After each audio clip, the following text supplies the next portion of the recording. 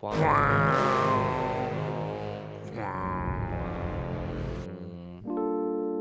guys, welcome back to Following Lucha. We are the lore keepers of Lucha Underground. I am JC. I am joined by... What up? It's your boy, Steven. Yo, my boy Steven. It's so good to have you here. What up? What up? I mean, not that much, man. We're recording on a Saturday morning, which is a little bit different. You know, we have a little bit more energy, I think, than usual, which is probably for the best. Ate some pancakes. Those are pretty good. Yo, what pancakes did you eat? Just Walmart brand mix.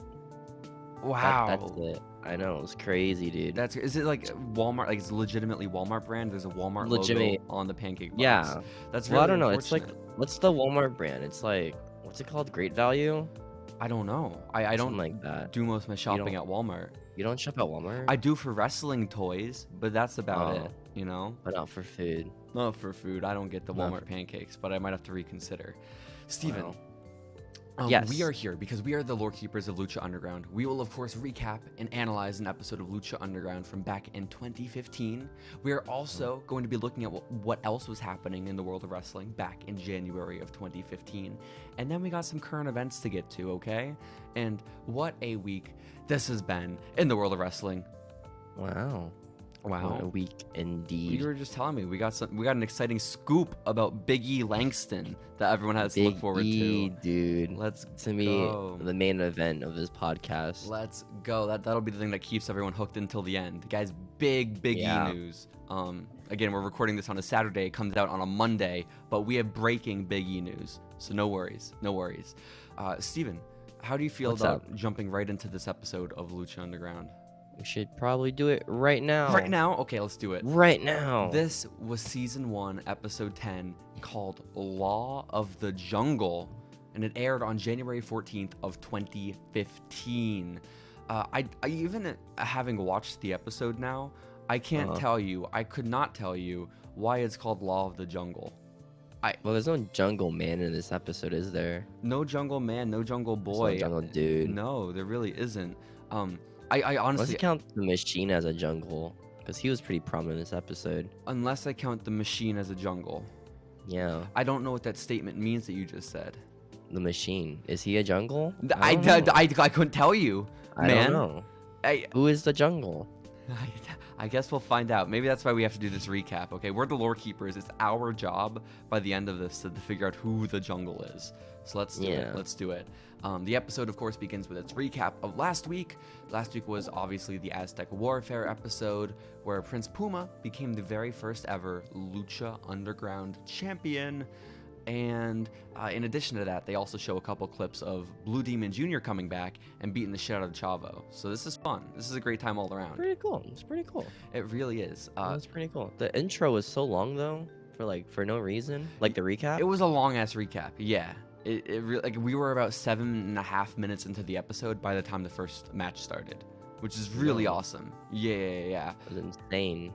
Honestly. I think because like it was like a new day for like filming for them, so that's why you got like the whole mariachi band performing. I think probably you're right. Yeah, you were very right. Which makes no sense because of the big recap for episode. The last episode was just one big match, right? Yeah. So the recap was like 2 minutes long for a one match. Well, so much insane lore unfolded in the match. New champion with Prince Puma. Conan's no longer gonna abandon our boy Trevor. No. And Sexy Star finally has her ally back, and Mexico is surely to follow. You know? Wow. Yeah. But Steven, this episode started off with Rey Fénix, the man who entered number 1 in Aztec Warfare, in Dario Cueto's office, and they're discussing, I guess, the future of Fénix's career there in Lucha Underground, because Dario's telling him, "You've impressed me so much, Fénix, in your time here in the temple, especially when you jumped off my office in your very first match here, and you pinned Prince Puma." And you know what? That was pretty sick, man. Pretty sick. That was really sick. cool when you jumped off my office. Yo, it is kind of bad. He's the only one who's done it. No one else has done it since. Only one. The only guy to jump. So Dario's ever. like, "You've pinned Prince Puma in the past. And the thing is, I want you to do that again. I want you to destroy Prince Puma." I want you to murder him. So Puma's obviously he's the first ever Lucha Underground champion. Why does Dario now hate him? I thought Dario just hated Johnny Mundo. Why does he hate Puma now? Well, you see, Puma is friends with Mundo, right? Okay. I think. Well, maybe he just. Well, I don't know, because Puma doesn't really win that much. So I assume the guy's like, yo, this Puma guy, he's won like one match ever. Why the fuck is he my champion right now? That's a good point. Really stupid. He sees Trevor for the dork and dweeb that he is, and he doesn't want that to represent his brand. It's like if Ricochet were to become champion and win like one match, right? Ever. That makes a lot of sense. That makes a lot of sense. Just like it, you know? So Rey Fénix, though, he tells Dario, I don't want to fight for you. I fight for myself. And I fight for me. And it's like, dude, no, he's your boss, man. Like, he's employing you. I hope you understand. He's the one that gives you money to do it. Yeah. But Dario, he understands. He understands that Fénix has this level of pride to him, and he tells him, that's why your match with Puma would be for the Lucha Underground Championship. No way. I know. Shortest reign time. How do you count reigns for this show, by the way? How do I count? Like, does it go by day? Does it go by episodes, like title reigns? Oh, that's a great question. Probably days on TV is my guess. TV days? Yeah. I would imagine. Yeah. But now Dario says it'll be for the title, and I want you not just to destroy Puma. I also want you to embarrass Conan. So like, oh no, I thought he liked Conan. This episode. I swear he liked Conan just a couple episodes ago. Nah, Conan's a two-faced man. He's a snake, some would say. He doesn't even appear at all. What do you? He was just here last week. For the episode. Yeah. He's not in it. He was here last week. In Aztec Warfare. He came out to celebrate with Puma. It's good enough. Because I remember you were like, and that like, we got to the end of the recap of Aztec Warfare, and you were like, and then our boy came out. And I was like, and I remember being so confused, because when has Conan ever been our boy? I don't know. He's not. Maybe it's because like he follows us on his K100 podcasting. That's not him. That's Ray Claxton or Jay Claxton. Okay. Shout out to Claxton, by the way. Let's go. Let's go. Let's go. But no. He wants to embarrass Conan. He wants to destroy Puma. And so because of that, this week in the main event, it'll be Rey Fénix versus Prince Puma for the Lucha Underground Championship. I know, it really is. That's a really garbage-looking title, though. That is the sad part. That is very sad. So small. It's so small. Yeah, it's too. Like, you remember the first AEW women's title that was like the size of a penny? It's a the little little like kids title one. Yeah, it's like that, but if you made it 10 times worse, like you got rid of all the shine to it, you made it like a brownish color. Like imagine like the 24/7 title, but it's like brown. Yeah. Instead of like gold, and the green strap is like a weird brown, like reddish color. It's not real leather. It's a pleather championship, which is really sad. Yeah. They got it for the bargain bin at Walmart. They just made it at Joanne Fabrics is the thing. You know, they couldn't afford Belts by Dan. They couldn't. So, Steven, next up is our first match of the episode. Again, about 7.5 minutes in. And it is a 4-way match, including all new luchadors in the temple. Wow. I know. I like how they do this, because this is like the second or third time they've had a multi-man match where it's all new people. And it's like, sure, fucking just throw whatever you can at the wall and see what sticks, you know? That's awesome. Yeah. I think it's a good way to introduce new people. I think so. And then until you realize that, like, there's going to be that one guy that just kind of has to, like, carry the match. What do you mean? And that guy, yeah, he's going to pop up soon. Yo, so usually it's Chavo who carries the match. But Chavo can't debut every week, you know? I don't know. I know. I'm so sad. They should have Chavo, like, put in all these multi-man matches with the debuts and beat every single one, like, win every single match. Hell yeah. Give Chavo the Brock Lesnar push. Hell yeah. So, Steven, the 4 men in this match are Aerostar, Argenis, Angelico, and Cage. Wow. I don't know who, like, one of these guys was. Did you know who he was? Argenis, yeah. I mean, I know him from Lucha Underground, but that's really the beginning and end of it. Because I know Aerostar. Poor guy got screwed, by the way, in AEW. What are you Because, like, his partner about? Partner got deleted that's by Aerostar's. Jericho. That is Aerostar's fault for partnering with as big of a dork as he did, for partnering with Samurai del Sol, okay? Yeah, why would you spell someone's name wrong, dude? Why would he do that? So messed up. A typo?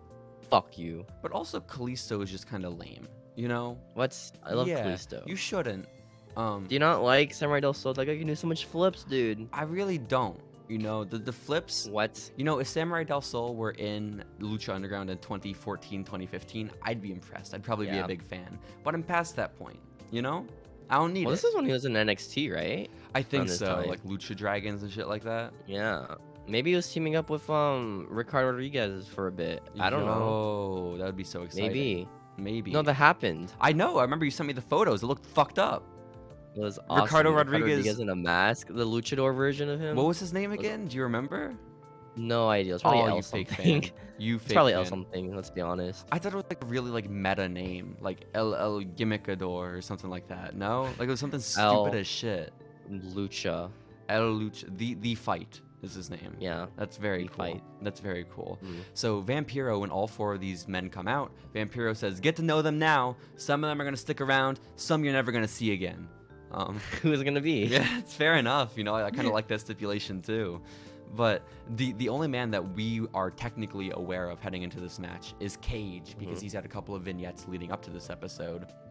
Wow. And this match it's a showcase for Brian Cage. You know, he's murdering fools. And Julio did a cool like dive. Yeah, that was pretty sick. Like he jumped over the ring post. That was awesome. He did. That was sick as hell. Which, by the way, Helico. His career's not gonna go right either. Shut up, okay? And Helico was one of my favorite wrestlers in all of Lucha Underground, and I love him so much. I love him dearly. And when he came out this episode, all I could think was that if he were in a tag team with Swerve, that would be so sick. You know? Yeah. I think the two of them would be awesome together. Huh? I think he should team up with Jack Evans. That's a really novel idea. Oh my gosh. I know. What would you call them though if they were a team? Fired. Yeah, ain't no fucking way you know what their tag team is called. No way you know what their tag team is called. I don't know what their tag team is called at all. Damn.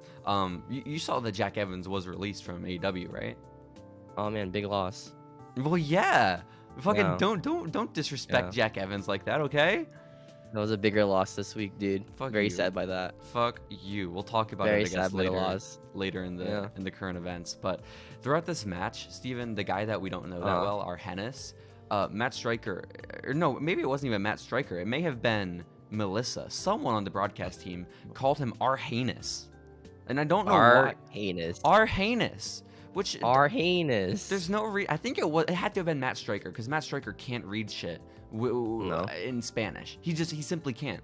Okay, like he doesn't seem like a guy who like learned how to speak Spanish. You know, he's just a history teacher, or is he social studies? I don't know the difference. I think history is a social study. You know, right? So social studies like most like has history in it. Well, right. Social study is just a broader concept. History is a more specific aspect of that concept. Right. You know? Right. And so I like to imagine what Mike Striker does. That Matt Striker is a social studies aficionado, so he knows all the history and also some other social sciences. You know? I think he's a wise guy. Well, isn't social studies mostly for like elementary school? What do you talk? We literally had social studies together middle school in like junior year of high school, Steven. Yeah, it was called history. That was a history class. But it was a social studies. It counts as a social study. Nope. Okay, my bad. Oh, we also have breaking news. That's cool. Oh my gosh, we have breaking news later for the current events. I know. Let's go. On Smackdown. I assume it was like a dark match thing. Oh, fun. I know. That's so awesome. I can't wait to hear all the dark news. This is so cool. I love the dark. So, Steven, when our Hennis first comes out, Matt Striker, and this is the episode for, not Matt Striker, sorry, Vampiro, for him to just make shit up. He's saying words that don't exist. He says our Hennis is very green and conflictive. Which is very green. That's why you just call your wrestler green live on air. Good job, Matt. Yeah, that's weird. But conflictive. This guy's very green. But conflictive. What does conflictive mean? He's conflicted. Like, do I like this guy or not? I don't know. This guy has a lucha mask. He might be really good. Not conflicted. I don't know. Conflictive. TIVE. Oh. Oh, is right. I don't know what he's trying to Oh. communicate. I need work on it. I need to understand. He's very it. green. He really is. You know who else is green, Steven? Who else is green? And Helico. And Helico, exactly. I think Matt Striker actually made that transition on the episode, which is fucked up. You know, it's crazy. Like his gear looks so different from everyone else's too. He's like the more like vibrant neon, like highlight, like you know, like middle schoolers with their shoes, where it's all like highlighted and stuff. It really is. It's neon green and black. It is the marquee of an 8th grader. Super outstanding. Let's go. I think it was a Matt or Vamp compares him to a cross between X-Pac and Zack Sabre Jr. And the only fucking reason they said X-Pac... Junior, they said Zack Sabre. Oh, okay, my bad. His father. What the fuck is that? Yeah. But the only reason they said X-Pac is because of the green. Like, literally, it's the only reason. And they said Zack Sabre because he's just a really skinny, tall dude. His dad is also tall and skinny? I don't know. Ooh, is he? I've never seen Zack Sabre Sr. We should really seek him out. We should get him on the podcast. Yeah, Zack Sabre Sr., man. What's it like being so... Unless he's like 4'2". You know, that'd really suck. Why would that suck? I think I'd be more excited to have Zack Sabre Sr. on the podcast if he's 4'2". Yeah. Have you ever seen the picture of like Zack Sabre Jr. and like Adam Cole, where they're both like 6 foot or something, right? Like Adam Cole's like what half like a half a foot like shorter than Zack or something. Yeah, it's insane. Poor dude. It's insane. Poor dude. I don't really know what's happening there. Because Adam Cole is 6 foot by my understanding, at least. You know. Yeah, I think he's a good guy. He is. You know, that's a great point. There's a person on Reddit who was talking about how overly exposed Adam Cole is right now. I don't know how you feel about that one. I feel like you'd be like, you're wrong, like that's what you would say. I don't give a shit. I don't care about Adam Cole. I'm not a fan. I don't give a damn. You know? I only pretend to like him. All right, that's what I do, dude. I pretend to like people. I don't actually like wrestling. I pretend to like it. Yeah, honestly, you just so if it's bad, I could say it's bad. Yeah.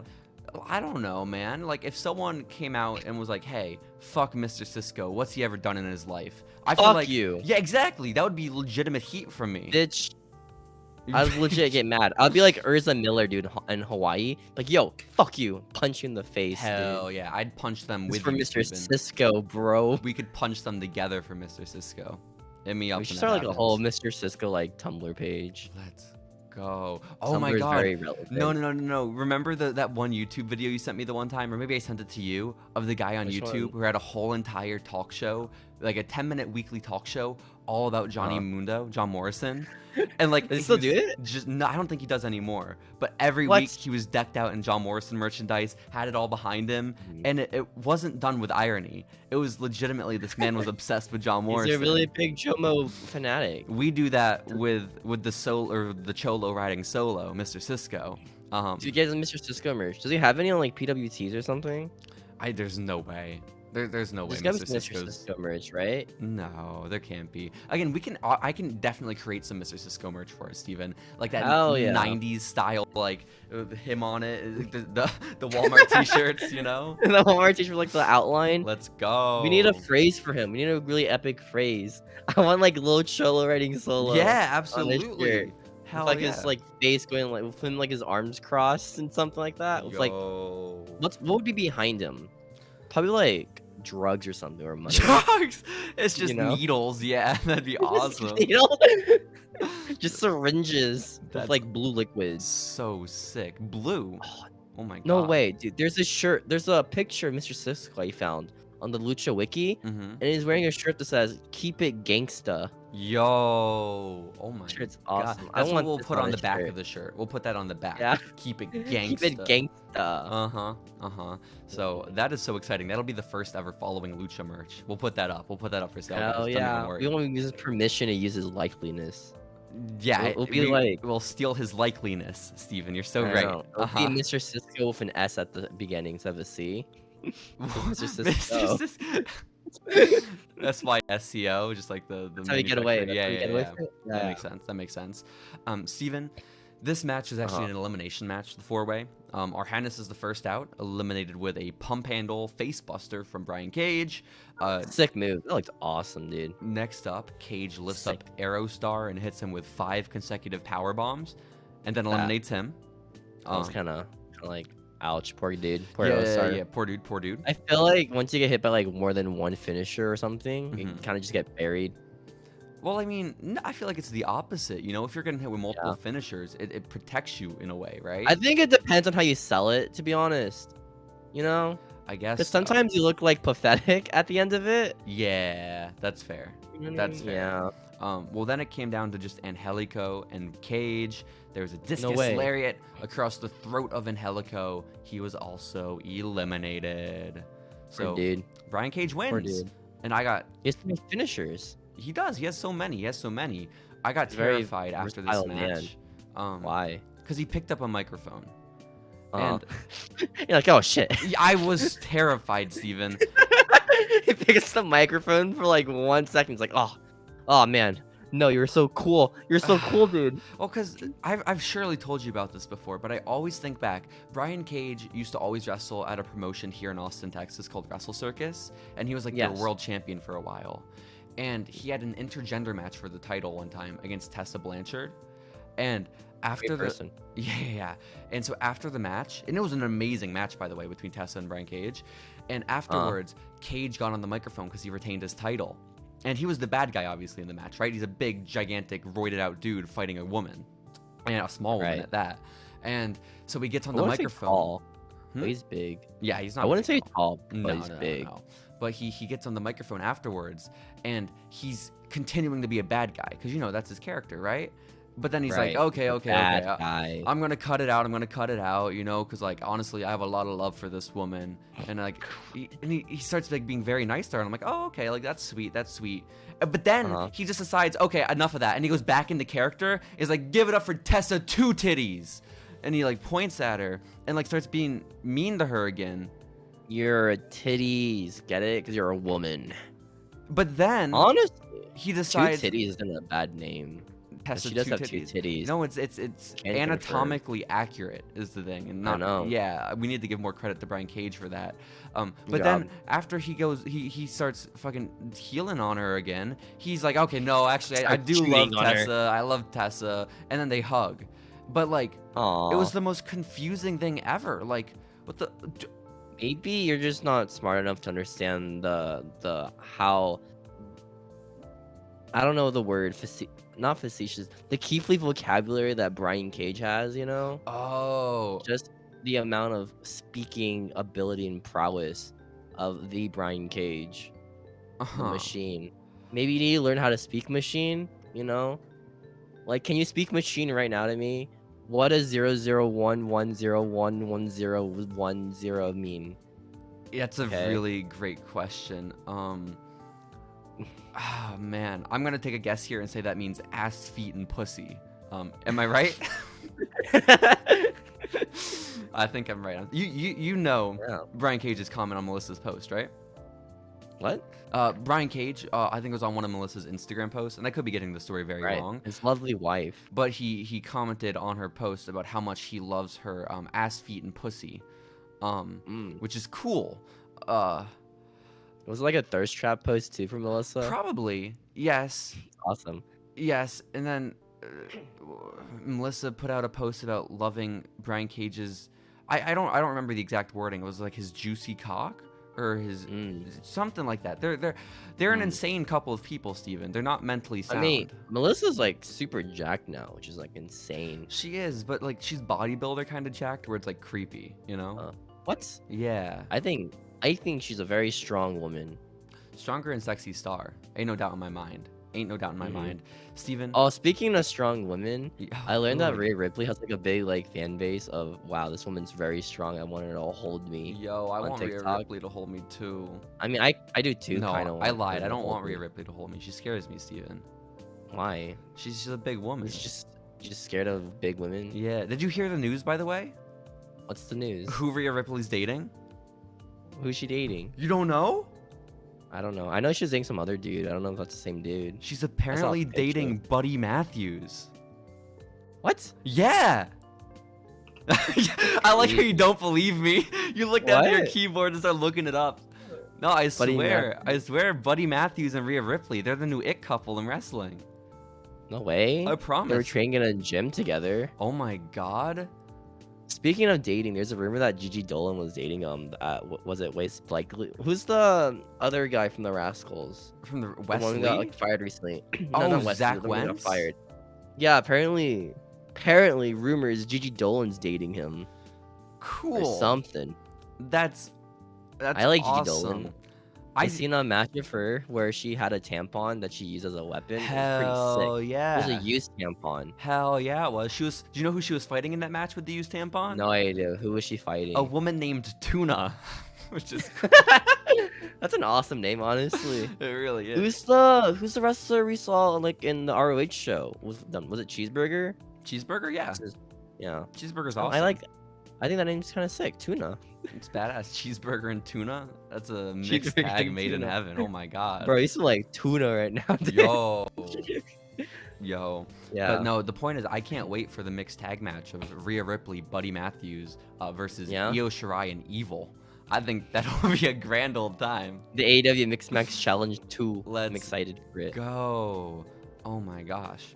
So, Steven, Brian Cage, when he gets on the microphone, he avoids crisis by keeping his Not speaking. his words brief. Yeah, he basically says, "I'm a machine," and then he puts the microphone down. So I appreciated it. It went Not as a man. well as it could. I'm a machine. Yo. And then after that match, Steven, we cut to Chavo Guerrero, and he's sitting in the ring by himself. I know, it's a talk show. It's crazy. Yeah, it really is. It really is. And he's on the microphone and he says to the crowd, guys, I made a mistake by ruining my relationship with Blue Demon Jr. Because if you remember, Steven, Chavo Guerrero got Blue Demon stretchered out of the temple after hitting him with a chair a few months ago, sending him back to pretty Mexico, messed up. having to rehab He was in his Mexico body. for so long. He really was. He really was. It was like, what, 10 episodes of him just like being dead in a Mexican hospital? No, that's so sad. I'm so glad they were able to revive him. That chair should like mess up his brain or something. He's an old bitch, though, this Blue Demon Jr. Maybe. You know? No, definitely. And so, Chavo says, I want to issue an apology. Blue Demon, can you please come out here so I can do this face to face? Because honestly, I really need to apologize for my actions. And Blue Demon comes out, Steven. And this man looks so badass, okay? He has his Blue Demon mask on. He's wearing a navy blue button up. He is awesome, okay? His music was insane. He's so sick. Blue Demon Jr. is a star. This young kid, he's gonna make it one day, Steven. And Chavo has a seat waiting for him in the ring. He has another chair pulled up. And Chavo says, I'm sorry. I'm sorry. I'm sorry. I'm sorry. He says it 5 times. He says I'm sorry so many times, Steven. But then he follows it up and he says, I am sorry. You're a bitch. You're a bitch, true. That I didn't expose you for the fraud that you are. That I didn't rip that mask off your face. That I didn't cover your face with a mask of your own blood. And as he's saying this, he's applying brass knuckles, Steven, okay? He's applying brass knuckles, and he's about to take a swing at Blue Demon, but Blue Demon sees it. He double leg takedowns Chavo Guerrero. How do you see it? I don't know, man. He was looking. What do you mean, how do you see it? You think Blue Demon understood what Chavo was saying the entire time? No fucking way. No? Because, yeah, Chavo was like cutting this promo, was trying to apologize. Blue Demon doesn't know shit, okay? He's like, yeah? Yeah. Nod head, yeah? Because like the crowd is chanting all throughout this too, and again, like Blue Demon's like looking to the crowd, looking like at them for energy. They could have been chanting "fuck Blue Demon." He would have never known. Fuck you know? Blue Demon. Exactly. But no, Chavo gets double leg taken down.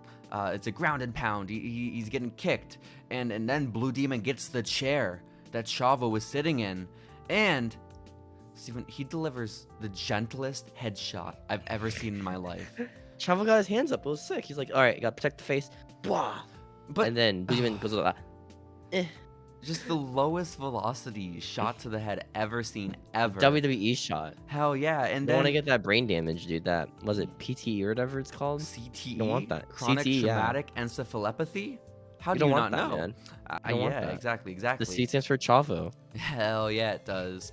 So Chavo's down on the ground, and the crowd is all chanting, "One more time! One more time!" But I'm pretty sure they're chanting it in Spanish because Blue Demon understands. He gets the chair, and just, again, the fucking... And puts it down. lamest shot to the back of Chavo.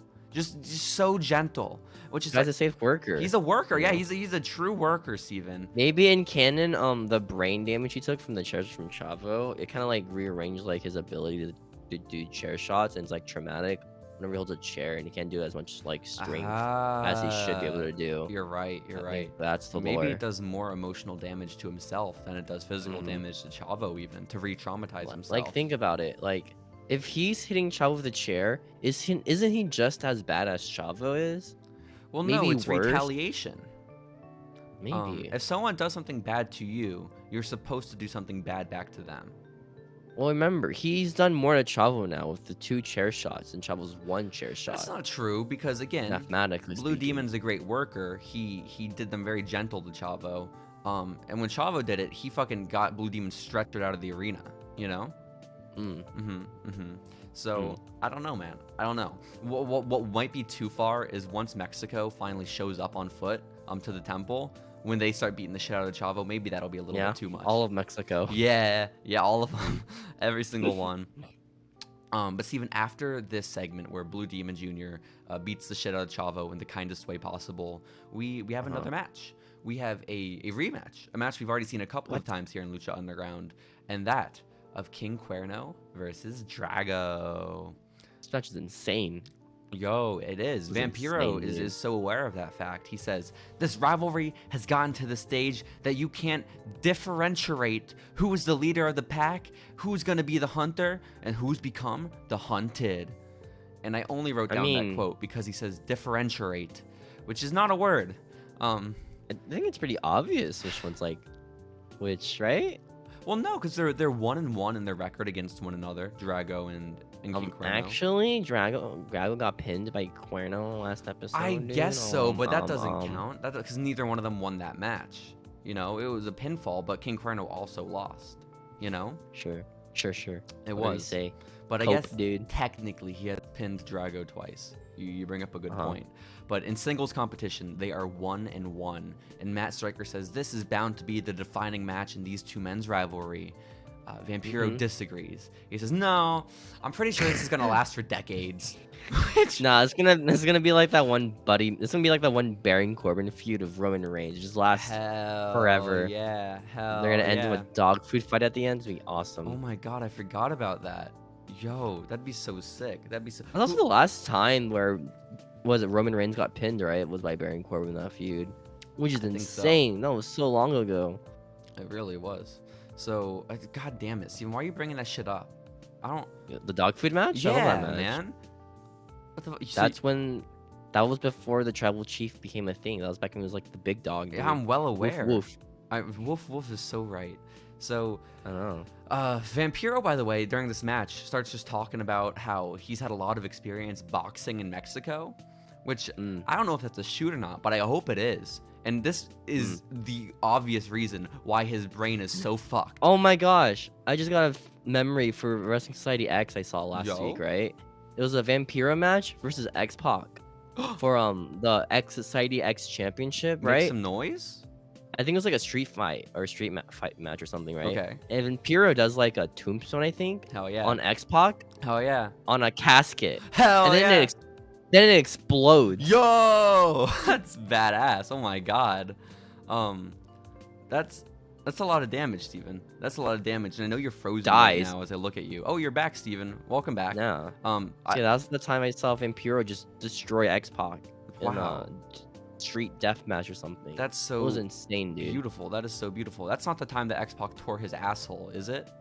No. Oh. When was that? I don't know. He actually tore it twice though. So. Oh. That's cool. That's cool. I think he was doing a Bronco Buster.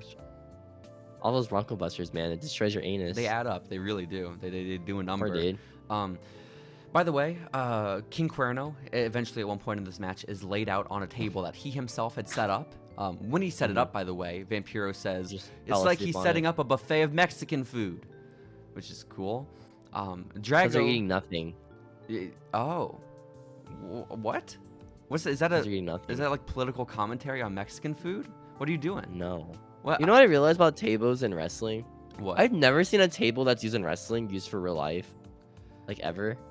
Like a brown skinny table. Yeah, like you don't generally see those out and about. Because it's just like a plywood table. It's just a floppy piece of wood. Yeah, maybe at like if you go to like a flea market or something like that, or like a farmer's market. Those are probably the tables that they use.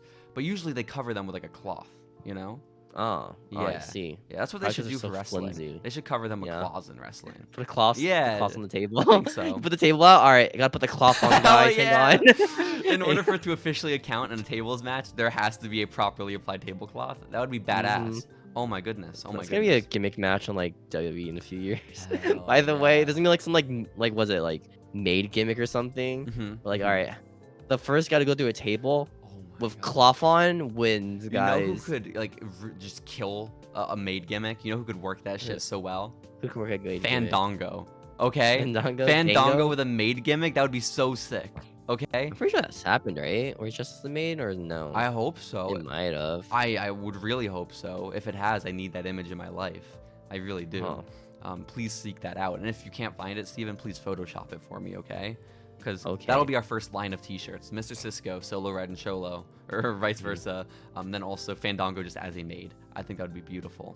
So, despite King Cuerno being the one to set up this Mexican buffet, Drago is the one who takes advantage of it, setting Cuerno up on the table. And then he has the creepiest little pervert run up to the top of the temple.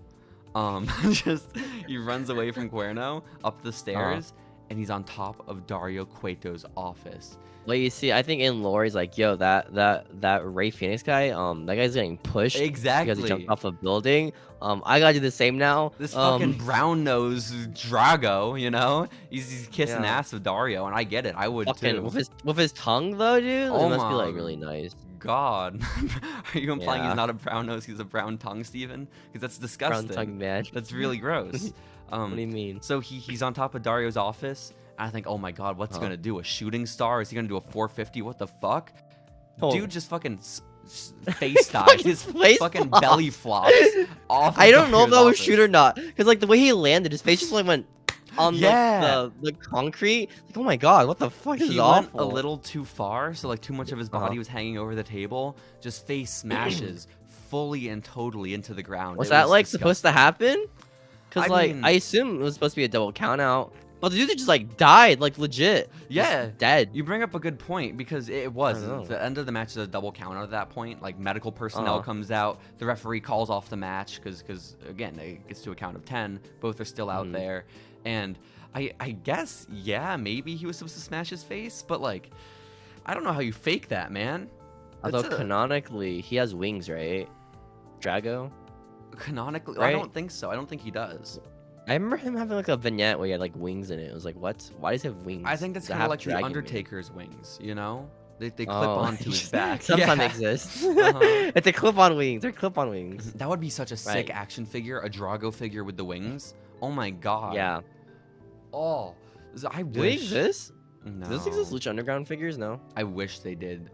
Steven, I was so excited. Really cheaply made. When Penta and Phoenix were announced to be getting their own action figures, like legitimately, this was one of my top 10 moments of my life ever. Top 10 moments ever was finding out I would get a Ray Phoenix and Pentagon Jr. action figure. We've seen those in the store. I have them right there. I think Penta's right there. Are they opened? Ray Phoenix is right there. Are you a Lucy kind of guy or a boxy kind of guy? They're open, man. Do you keep the box at least? I always like feel bad when I throw away boxes for toys. To be honest, I don't know why. Because you're a fucking weirdo. That's why. I know. I just like boxes. I guess so. Again, it worked out for me when I kept my Zack Ryder box. I was able to plop him right back in. That was the only box you kept. Mm-hmm. You knew like 5 years from now I'm gonna meet Zack Ryder, dude. I knew, and I knew I wanted his 50-50 tights. You know, I wanted that action figure signed. I really did. So it was a double count out. Medical personnel is here. It is now 1-1-1 between these two men, Steven. Vampiro was Oh, right. no. This rivalry is going to last decades. Maybe he just knew the script already. Yeah, that's fair. He's because we've established it before. Vampiro spends most of his time on commentary trying to embarrass Matt Striker and put himself over. And so he's decided, fuck it, I'm just gonna spoil the matches to look smart, which is good. I'm gonna be a wrestling leaker officially. Vampiro is now in the scene. Let's go. That would be a great gimmick for a commentator. He's more worried about his journalism career than his commentary career, so he's always trying to scoop the matches. That'd be awesome. That would be so sick. I love that. I wanted that gimmick. Just like, yo, breaking news, guys. Rey Fénix is not going to be in this match tonight. Yo, that would be so sad. And then I get proven wrong. Damn, I'm such a heel. Shit, damn it. By the way, Rey Fénix gets a vignette before the main event match between him and Prince Puma. It's kind of generic. It's a lot like a lot of the other vignettes we've seen so far. I'm a phoenix. I'm gonna rise like one. Yo, I'm gonna rise like one. He says. I'm gonna rise like my. yeah. Finish that thought. Finish that thought. What, the consensual penis? Oh, Rey Fénix, right? In the promo. Yeah. I don't remember that rose part. like a phoenix. No. And you're saying he's gonna rise like a consensual penis. Mm-hmm. That's very cool. Oh my goodness. No. Middle fingers to the air, like my consensual penis. What does that Fénix, mean? right? Middle fingers to the air, like my just flopping his dick about, like. Yes. So Rey Fénix, he's rising like a phoenix right from his death because got canceled recently on Twitter, right? And he's in his casket, and then he starts rapping for some reason, and there's like a picture of Rey Fénix there at like his funeral, and no one's there, and he starts singing about his consensual penis. Because he's Rey Fénix. But no one's at his funeral. Yeah. Not a single soul. Not even Sexy Star? Not a single soul. Not even Sexy Star. That'd be fucked up if it was just and then Sexy there. And then he appears at like some Ring of Honor show and he gets booed for some reason. It was a really weird vignette. Yeah, this sounds weird as shit. I don't know, Steven. I don't know. What I do know is that Rey Fénix burnt down a warehouse in this video, which just the number of warehouses that Dario Cueto has to pay for is just insane, okay? These poor warehouses, man. No wonder why they have no money for the belt, dude. They gotta spend on warehouses. Honestly, you bring up a really great point. But we finally get to the match. Is it the same warehouse for these vignettes? It has to be. And they rebuild because, like, you know how like WWE for a bit, their Titantrons would have like just this one like abandoned cathedral or something where people would pose in. Like where it was only like the 20 body was. It was like in the 2010s era, right? Where every like wrestler would pose in like a cathedral for their Titantron. I don't remember that at all. That's insane though. That sounds awesome. It was just so weird. It's like some abandoned building. We should go find that cathedral and take our promo pics for this podcast there. Yeah. That'd be awesome. Yeah, I think so. Heck yeah, dude. Heck yeah. So we finally get into the match, Steven. It is the main event. The Lucha Underground Championship is on the line. The very first title defense for Prince Puma. And I don't remember a match this cool, like Rey Fénix versus Prince Puma, happening so early in Lucha Underground. I don't think when I first watched, I appreciated how good Fénix is, but he's so good. Yeah. He just is. Also, spots. This shitty little belt, fucking belt, is the most cruiserweight belt and appropriate thing for Trevor. Okay, like it makes sense that Trevor would be the man to hold this title. What? I think so. Who's Trevor? Who is Trevor? By the way, AAA, the company that owns Lucha Underground, their owner, Dorian Roldan, is their front row, and they show him in the crowd at one point. And no one cheered. Well, because who the fuck is gonna know that's the CEO of AAA? You? No, I only know because Matt holy said shit. it. You think Matt knew? Seeing as he's the one who said it, I would hope so. Yeah. It's his boss, technically. You think Vampiro knew that? There's a 50-50 on that one, honestly. Yeah, there really is. There really is. So, I just thought that was interesting that they have like their CEO guy there. That's pretty cool. And by the way, it was during this match that Vampiro learned that rope breaks are a thing in professional wrestling. Because this is when he does all those street matches. It's just all those street matches, dude. You know, there's no rope breaks in those matches. There really aren't. There really aren't. Are there? I don't know. There could be.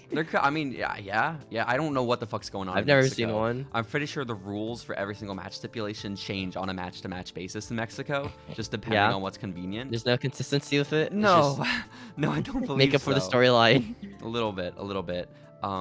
And so yeah, Vamp was just like going on about like how he wishes he knew he was allowed to use rope breaks during his career, which I thought was really wonderful. You know how many matches I could have won, man? So many. He says that, yeah. And then Vampiro's also like obsessed with fucking Japan. Okay, he's constantly comparing the. He really is. Weeb Vampiro, oh my god. He goes to Japan like, yo, I gotta see the kawaii anime store girls, dude. That's what I need to do. Can we hire someone on Fiverr to make an anime, a weeb version of Vampiro? Because that would be so sick. We probably could. I mean, they'll probably draw like young Vampiro, who is like a hot vampire dude, right? Oh my god, I would love that. We gotta have old and we'll do two of them. We'll do one of young Vampiro and one of old Vampiro. Like different artists, different art style. Yeah, absolutely. They make the old one very realistic too. Hell, every wrinkle is there, every single wrinkle. Yeah. And so, what was I even just saying? Oh, he wants it to be Japan. He always compares the crowd in the temple to Japan, and it's always because the crowd is quiet. Maybe he's just shit talking Japan. I don't know. Maybe he might be shit talking Japanese crowds. Maybe like he didn't know they were quiet when he first like wrestled in Japan. So like, oh shit, these people hate me. Yeah. Fuck Japan. Yeah, I think so. Probably. At one point, by the way, Rey Fénix does a 450 splash, and Matt Striker's like, "Oh, I guess we're stealing moves tonight." And Vampiro gets hot about this. He says, "Matt, what the? He did not steal that from Prince Puma." What the fuck did you say about fucking Rey Fénix? You bitch! I'll have you know, I've done 450s all my life, man. Exactly. He's like, because if on anything, Prince Puma stole that from Jushin Liger, and Jushin Liger, he stole that from another Japanese wrestler. And Vampiro's just like, okay. Every move is stolen. You're right, Vamp. You're so right. You're so right. But I don't think Vamp realized that this was part of the story of the match, because then Prince Puma steals Rey Fénix's pile driver, and he does that move on him. And so it's, they're both doing each other's moves to one another. And at one point, Prince Puma goes for the pin, and he only does it with one arm though. He only hooks the leg with one arm. And I like Vampiro provided actually like good commentary. He says, the Prince Puma, his pin right there, that he's only using one arm, not because of lack of experience. He's just that beat up, dude. Which I thought that was good. That was like a great little thing that Vamp said. I was like, oh my gosh, he might be taking to this commentary thing, you know? And then he messed up by saying something else 5 minutes later. Well, yeah. He just fucking got distracted by a hot woman in the crowd. You're right. Actually, I don't think there was a hot woman this episode. There wasn't. There weren't any hot ladies in the crowd, which is so sad. It's crazy. There wasn't even like a little shot. I think my favorite part of Lucha Underground is when there's like a random shot of like some woman in the crowd. Yeah, they're so excited that they got some like girl no reason. In the temple. Yeah. It's like, oh my god, guys, is that a woman? Oh shit! God. Fucking move the cameras over to them, pan it over to them. Honestly. Fuck the wrestling, dude. We need the women. Honestly, AEW is also kind of guilty of that. There have been multiple times where there's like a big spot going on, but then they see a pretty girl and they just cut to her instead. And it's like, just what the fuck, dude? Like, it's whatever. W does do that. W does it with like children or like really fat looking people. For some reason. Have you seen the spot? I think it was it WCW or something? Was it like some Vince Russo one where they were making fun of like virgins and they panned to like some like fat dude in the crowd? It was like, oh, poor guy. That's so sick. That is awesome, dude. That is awesome. So I think my favorite cut is the Nation of Domination, dude. Their thing, the like white dude is like putting up his fist in the air. Hell yeah, guy's iconic, dude. Hell yeah, he is. What else is iconic, Steven, is the rope walk that Rey Fénix does. It's not even a rope walk; it's a rope run. He's not like, you know how Undertaker does old school and he's like holding someone's hand. That's not what Rey Fénix does. Rey Fénix sets up Prince Puma in one corner. He goes to the corner that's like perpendicular to it, fucking runs right across it, like across the top rope all by himself, and tries to knee Puma in the face. But Puma, he sees it coming, he evades the knee, and he hits a 630 senton and pins Rey Fénix 1, 2, 3. Wow, it's over. I know. Do you think Prince Puma could do like an inverted shooting star press? What do you mean by inverted? Like imploding?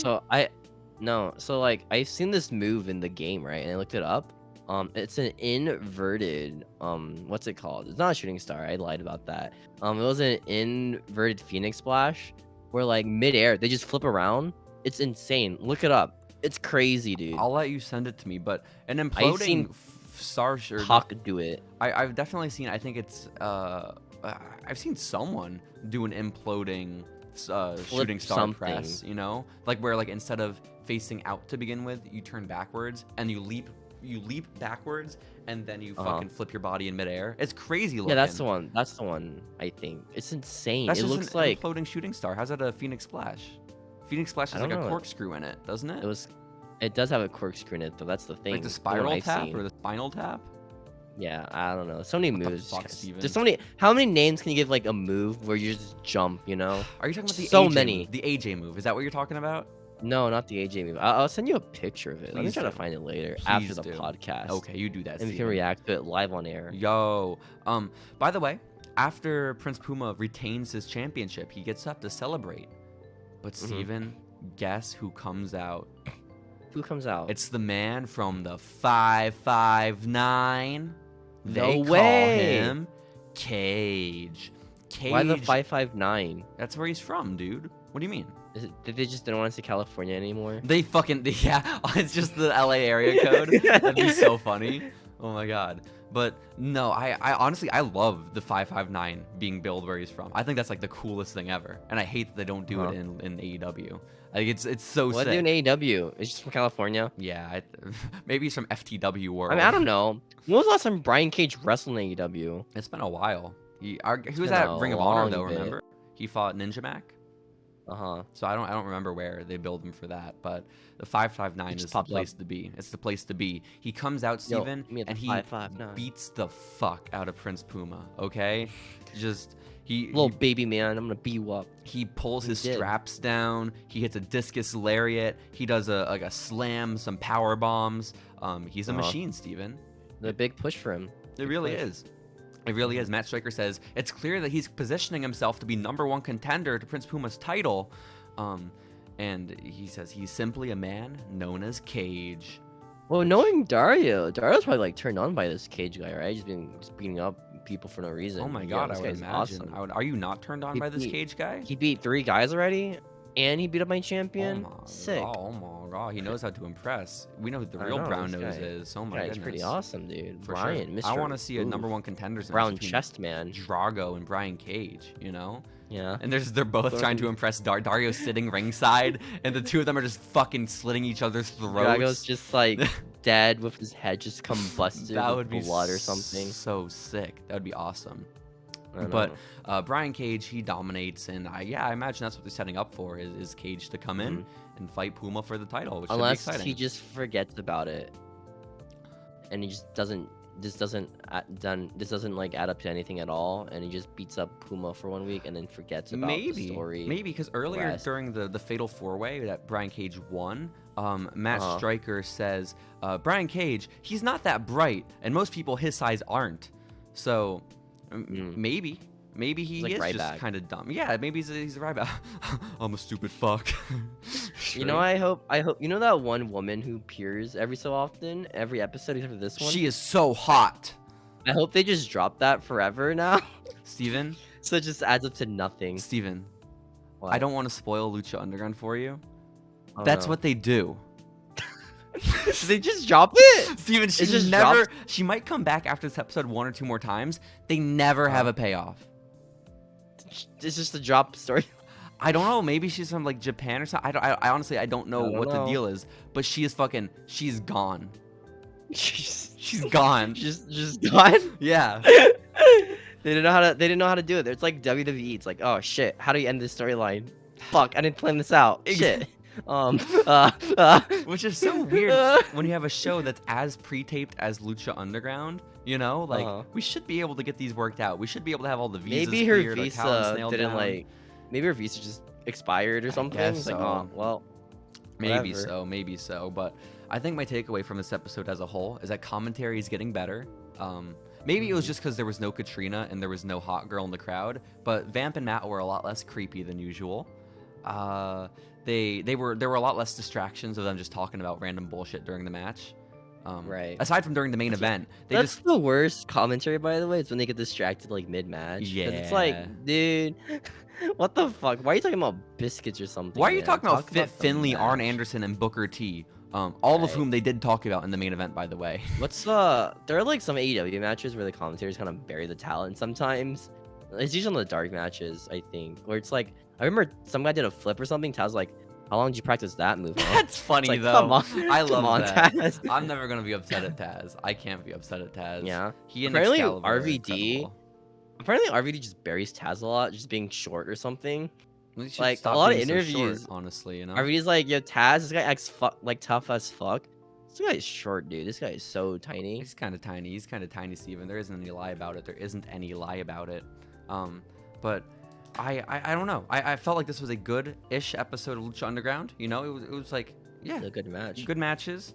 We're developing I think stories. when a match is like cut short by like 20 minutes in the middle, that's when you're like, all right, we're gonna get a good main event this week, guys. Hell yeah. So, I don't know.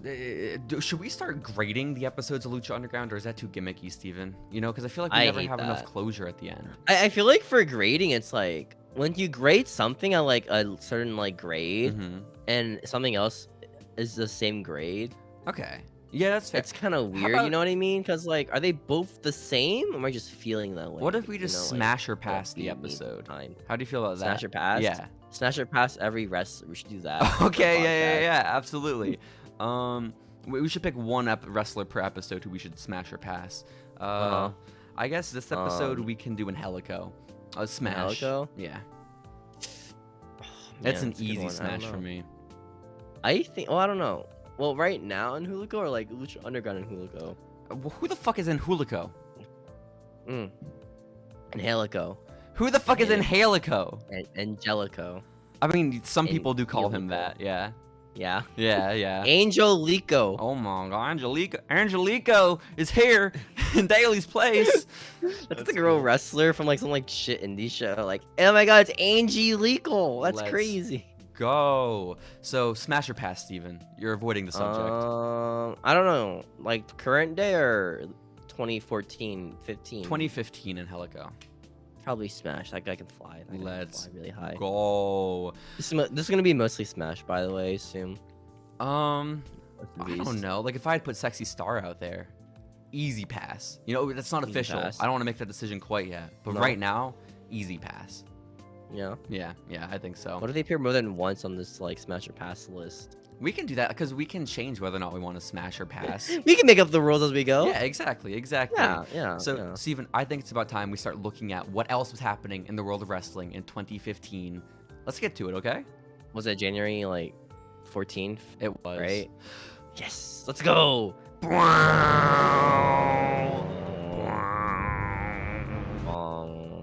Yo, Steven, you were almost correct with the date.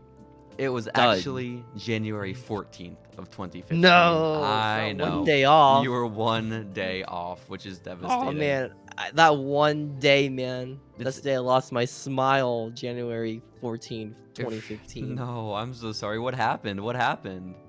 I don't know, man. I just lost it. I'm like Apollo Crews, man. I just lost my smile. No. Well, I don't even know that reference. When did Apollo lose his smile? Did Baba Tunde take his smile? Oh, shit. That's terrifying. Who stole Apollo's smile, dude? Definitely Baba Tunde. There's no doubt in my mind. Yeah, what's Baba Tunde's new name, by the way? Or is it still Baba Tunde? No idea. No idea? Damn. Or no, I do know it. It's like Colonel Aziz or something, right? Commander Aziz? Oh. I'm pretty sure his name's Commander Aziz. Why is he a colonel? He's not. He's a commander. Oh. Yeah, very different. Very important distinction there, Steven. Is that below Uha Nation's thing? Uha Nation... Is Uha Nation in canon a commander? I don't know. We'll have to ask him that question. Is he a nation? He has the strength of a whole nation. His like high school wrestling coach gave him that nickname, Steven. I remember this from an interview from fucking 6 years ago, and I have no reason to memorize that, but I do. Steven, back on this week of January 14th, 2015, there were a bunch of rumors circulating because Impact TNA had recently signed a new deal where they were going to be partnering with was it like New Japan? GYN? So sick. No, not that. Oh. TVGYN, they have a new like television deal, right? And so starting later this week is going to be their first episode on that TV network. Our Destination America, I think, is what it was. And basically there are rumors about like, oh, how are they going to like make the show different? How are they going to revamp everything? And the rumors start coming out that they're going to try making the show more like a reality television series where they're going to have... Good old Vince Russo, yeah. Hell yeah. They're going to have cameras backstage following the wrestlers at all times. And like they're going to like show them out of character on the TV show as well. Which is like... It's a very Vince Russo idea. It's so Vince Russo. And like, you know what? Honestly, in 2022, that might work and it might be acceptable. But I feel like in 2015... It'd be cool if AEW does it, you know? You think so? You know what no, I mean? It wouldn't. It wouldn't. It wouldn't be That's cool. what people would say. Yeah? If it happened. It'd be cool if AEW did it. That's the motto. I guess so. Only AEW can do cool stuff, guys. It's kind of true, though. It's kind of true. But they want to have cameras filming everything and having the wrestlers out of character on TV, which makes zero sense to me. I don't get it. I would like to see it happen. Like, I would like to see how this comes to fruition, but surely it's destined to fail, and I believe it does. Well, the thing is, they do it quite a bit, because I remember Alex Shelley debuted, right, as if it was this backstage, like, interview leaker kind of guy. Cool. And one of his things he did was leak Christian and his wife kissing or something. Yo, that's kind of insane that Christian would kiss his wife, you know? That's kind of crazy. Do that? I don't know if the time frame lines up here. I don't think Christian was with TNA in 2015. You know who hired Alex Shelley for that, by the way? Who did? Kevin Nash. Oh my god, that bastard. That bastard, Steven. Bad man. He really is. That big man. Honestly. So, very tall. Speaking of reality television and professional wrestling, though, it was also this week that WGN America debuted a brand new actual reality TV series called Wrestling with Death. I thought you were about to say like with the plot for a second. It's like wait a minute. Wait a minute. Oh my god, Steven, we need to pitch that to a network ASAP. Okay. Wrestling with the plot. Yeah, no one else is using that name anymore. We can get the copyright on it, and then oh my god, wrestle. I don't think it was copyrighted in the first place. Let's go. What is our gimmick? What do we do? Wrestle with the plot. Well, so Wrestle with the Plot is where we learn about the backstageness of wrestling shows, but we want like much of wrestling. Or like backyard wrestling shows, not like professional ones. I think I got it. That's a great idea, but I think I got a better one. So it's Total Divas, but it's only wrestlers with OnlyFans. Okay? Tony Storm can be on it. Tony Storm can be on it. They can talk about how Reddit leaks all their OnlyFans stuff. They can talk about not much, to be honest, about OnlyFans, because I feel like that's a pretty easy topic to talk about. But we can go on their lives, like how Tony Storm makes more money in OnlyFans than she did in both the Fed and AEW. I'm gonna be honest. If we start a reality TV series called Wrestle with the Plot, based around like sex workers in the wrestling business, I don't think people are gonna be tuning in for the story, Steven. Well, they're not sex workers sometimes, because Lena Vega, she cosplays on her OnlyFans. Remember? Well, we wouldn't be able to get her anyways. She's locked up in that WWE contract. Okay. For how long though? That's a good point. I don't know. We gotta make an offer. I legit don't know. I don't know. Is she gonna last long? I don't know. Maybe not. I don't know. Selena Vega. Who cares about Selena Vega? I mean, she did carry Andrade for a bit. You know, you think about it. She did. She carried like honestly all of wrestling during the beginning of the pandemic. Like her, Angel Garza. I just love that how like for a bit and during the pandemic era, Selena Vega was like the main event. She really was, which is like insane. It was her, it was Andrade, Angel Garza, and then A-Town and Down. You know, who's A-Town? Who's A? A-Town. Who's A? Who is A? You mean T-Town? Oh, speaking of, I learned his finisher's name, the ATL, the other day. Is he from Atlanta? Yeah, it's from Atlanta. That's why. It's like, wait. Success. I was like wondering what the L stood for. No, asshole, you dumbass. Wrestling with Death is coming to WGN America. And it is a reality TV series based WGN? WGN America. Is Superstar still in there? You know what? I don't think so. I don't think that would be allowed contractually. That's how I watched wrestling for a bit. I didn't have any other network like USA or something or Sci-Fi. But I had WGN. So you watch Superstars. So I watched Superstars for a long That's while. fun. Do you have any fond memories from when you used to watch Superstars? Christian Cage beat Dolph Ziggler once. Wow. That was cool. What a fond I thought memory. See, I was also like 10 at the time, so I was like, why are they wearing Rey Mysterio merch at a Superstar show? They're not gonna meet Rey Mysterio. Yeah, what fucking dumbasses? Why are they there? Yeah. They were on the card. I'll one up you, Steven. When NXT started and it was a competition show, I thought they were straight up selling out arenas and stadiums just for NXT. Oh my god. The crowd of 6,000 is here for NXT. Hell yeah. We are wild and young. We The whole crowd starts chanting it. And young. And it's like, yo, this is awesome, dude. I love David Otunga. That guy is so sick. Oh, that's gonna be the next main event right there, dude. Oh, way yo. It really is. What's the main event? David Otunga versus who? You already forgot your own booking? Justin Gabriel. Oh, okay. That's a fun match. That's Maybe, a fun match. I don't know. He got up pretty early, didn't he? Justin Gabriel? I don't remember, Steven. That was just so long ago. I think, like, Michael Tarver was one of the first out, I think. Maybe. Not Michael Tarver. That guy's been so Michael sick. Tarver. I have a Michael Tarver action figure, and that is fucked up, okay? Does it exist? Yeah, he had a battle pack, Was it sure. Was it NXT version or like the Nexus version? Nexus. He had a Nexus armband on the figure. Is that his only one? It is, unfortunately. Unfortunately for Mr. Tarver, that is his only action figure. But Steven, where did he go? It doesn't matter. We got to talk about Wrestling with Death, okay? Wrestling with Death is a reality TV series based around a family living in Osceola, Arkansas, who own a funeral home. They're morticians, but they also own a professional wrestling business. So, so they're promoters, wrestlers, and morticians. Thus the name Wrestling with Death.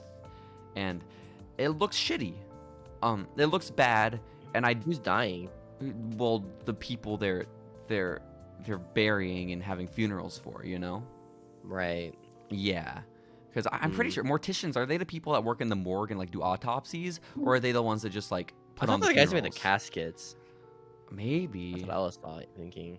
Maybe. What a very boring show. Like, it's just, hey guys, this guy died, but next weekend we're doing a wrestling show. Isn't that sick, guys? Oh my gosh. Woo.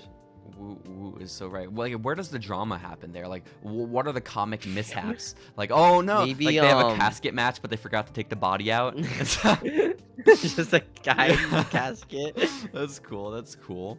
A buried alive match, but we do it in a real graveyard. Oh my god. Wouldn't that be sick?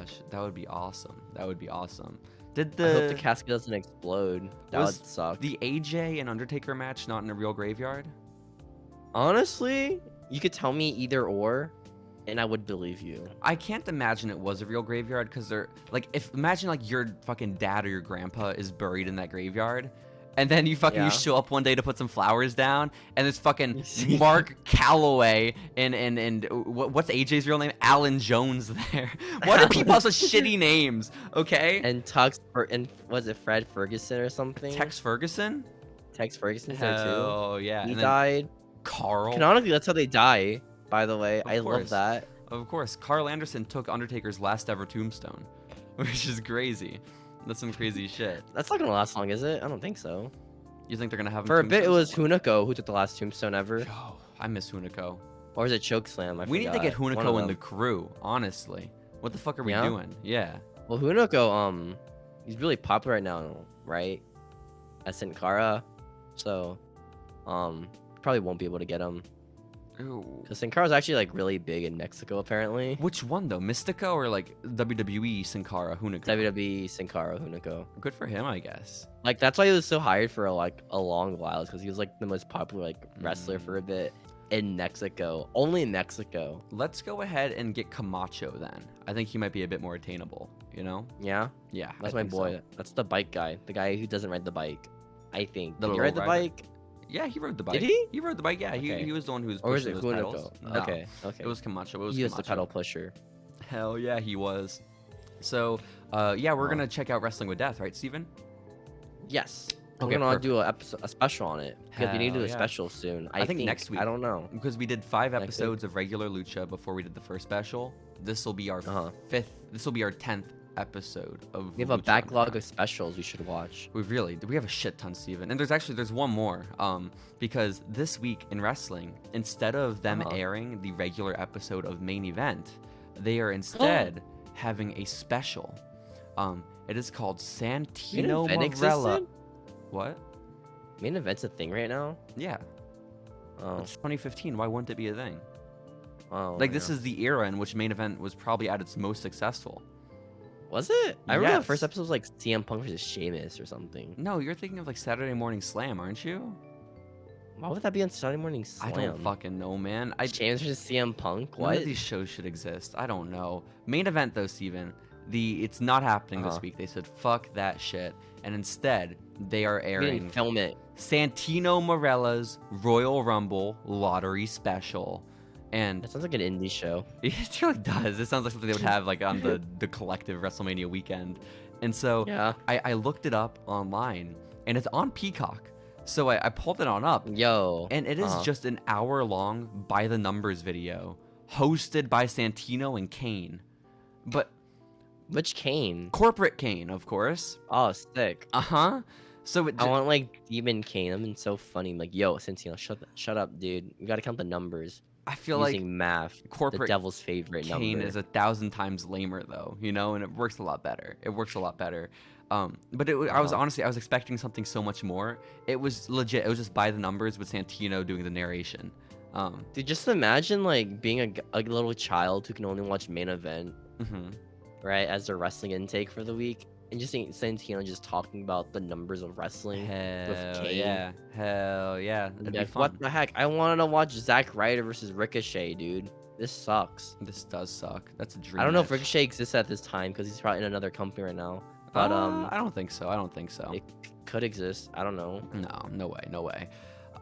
But also in WWE news back then, Steven, SmackDown has just made the transition from the USA Network over to Sci-Fi. They were on Sci-Fi from like 2010 for a couple years forward. Then they went back to USA. Now they're back to Sci-Fi, and they're moving to Thursday nights. And this I remember is them on the CW for a bit. That was weird. they were. But part of them transitioning back to Sci-Fi is they're redoing all the announced teams. So Raw now has a team of Michael Cole, JBL, and Booker T. And it used to be JBL, Michael Cole, and Jerry the King Lawler.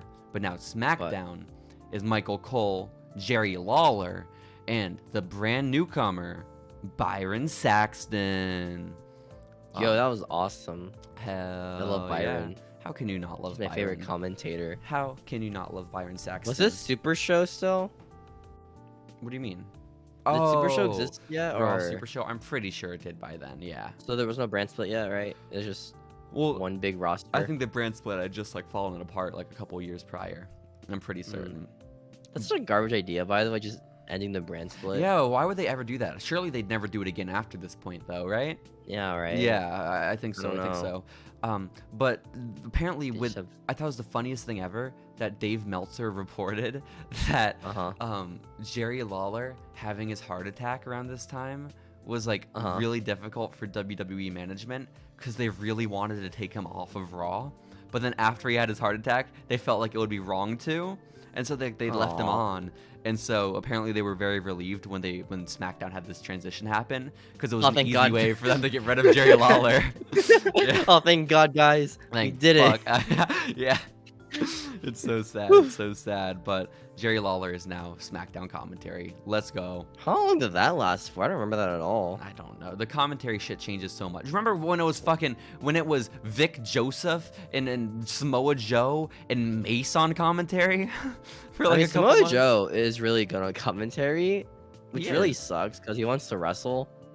Very unfortunate. A little unfortunate.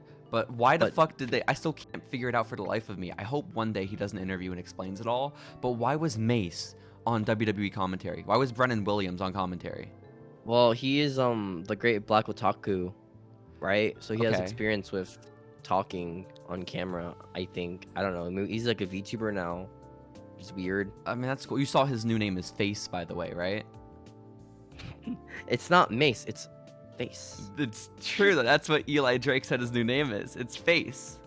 its face. Speaking of, do you wanna hear about the breaking news we learned about their new stable member in the LA Knight Oh, sure. We agency? can have some current event news right now. Yeah. Manny or Mansoor has joined Let's the LA Knight go! agency Oh my with god, I Face love it. Cause and like LA they're Knight. legit like best friends. Brennan Williams and Manny. That is awesome for them. Just the 4chan. Let's They're just 4chan go. people. The dweebs. Let's go. Oh my god, I'm actually excited about that. Manny Oh, and I love Brennan. Manny so much. Yeah. Speaking of the Great Black Otaku, his Twitch page has been up recently, and Shane Thorne streaming on it. Oh, cool. I get that. Shane Haste. That's awesome. Yeah, is that his new name, Shane Hayes? That's his old name. I don't know if he went back to Oh. it. It was Mikey Nichols and Shane Haste. That was TM61. Mikey Nichols, what a great name. Hell yeah. It's not that much worse than fucking Nick Miller. It's maybe the Nick lamest Miller. name ever. Yeah. Nick Miller. It's so shitty. It's so shitty. I want a cool indie name. I want mine to be really cool, like, dude. Dude. That's cool. I was just Yeah. gonna take Mikey Nichols. That was gonna be mine Mikey too. Nichols? Yeah.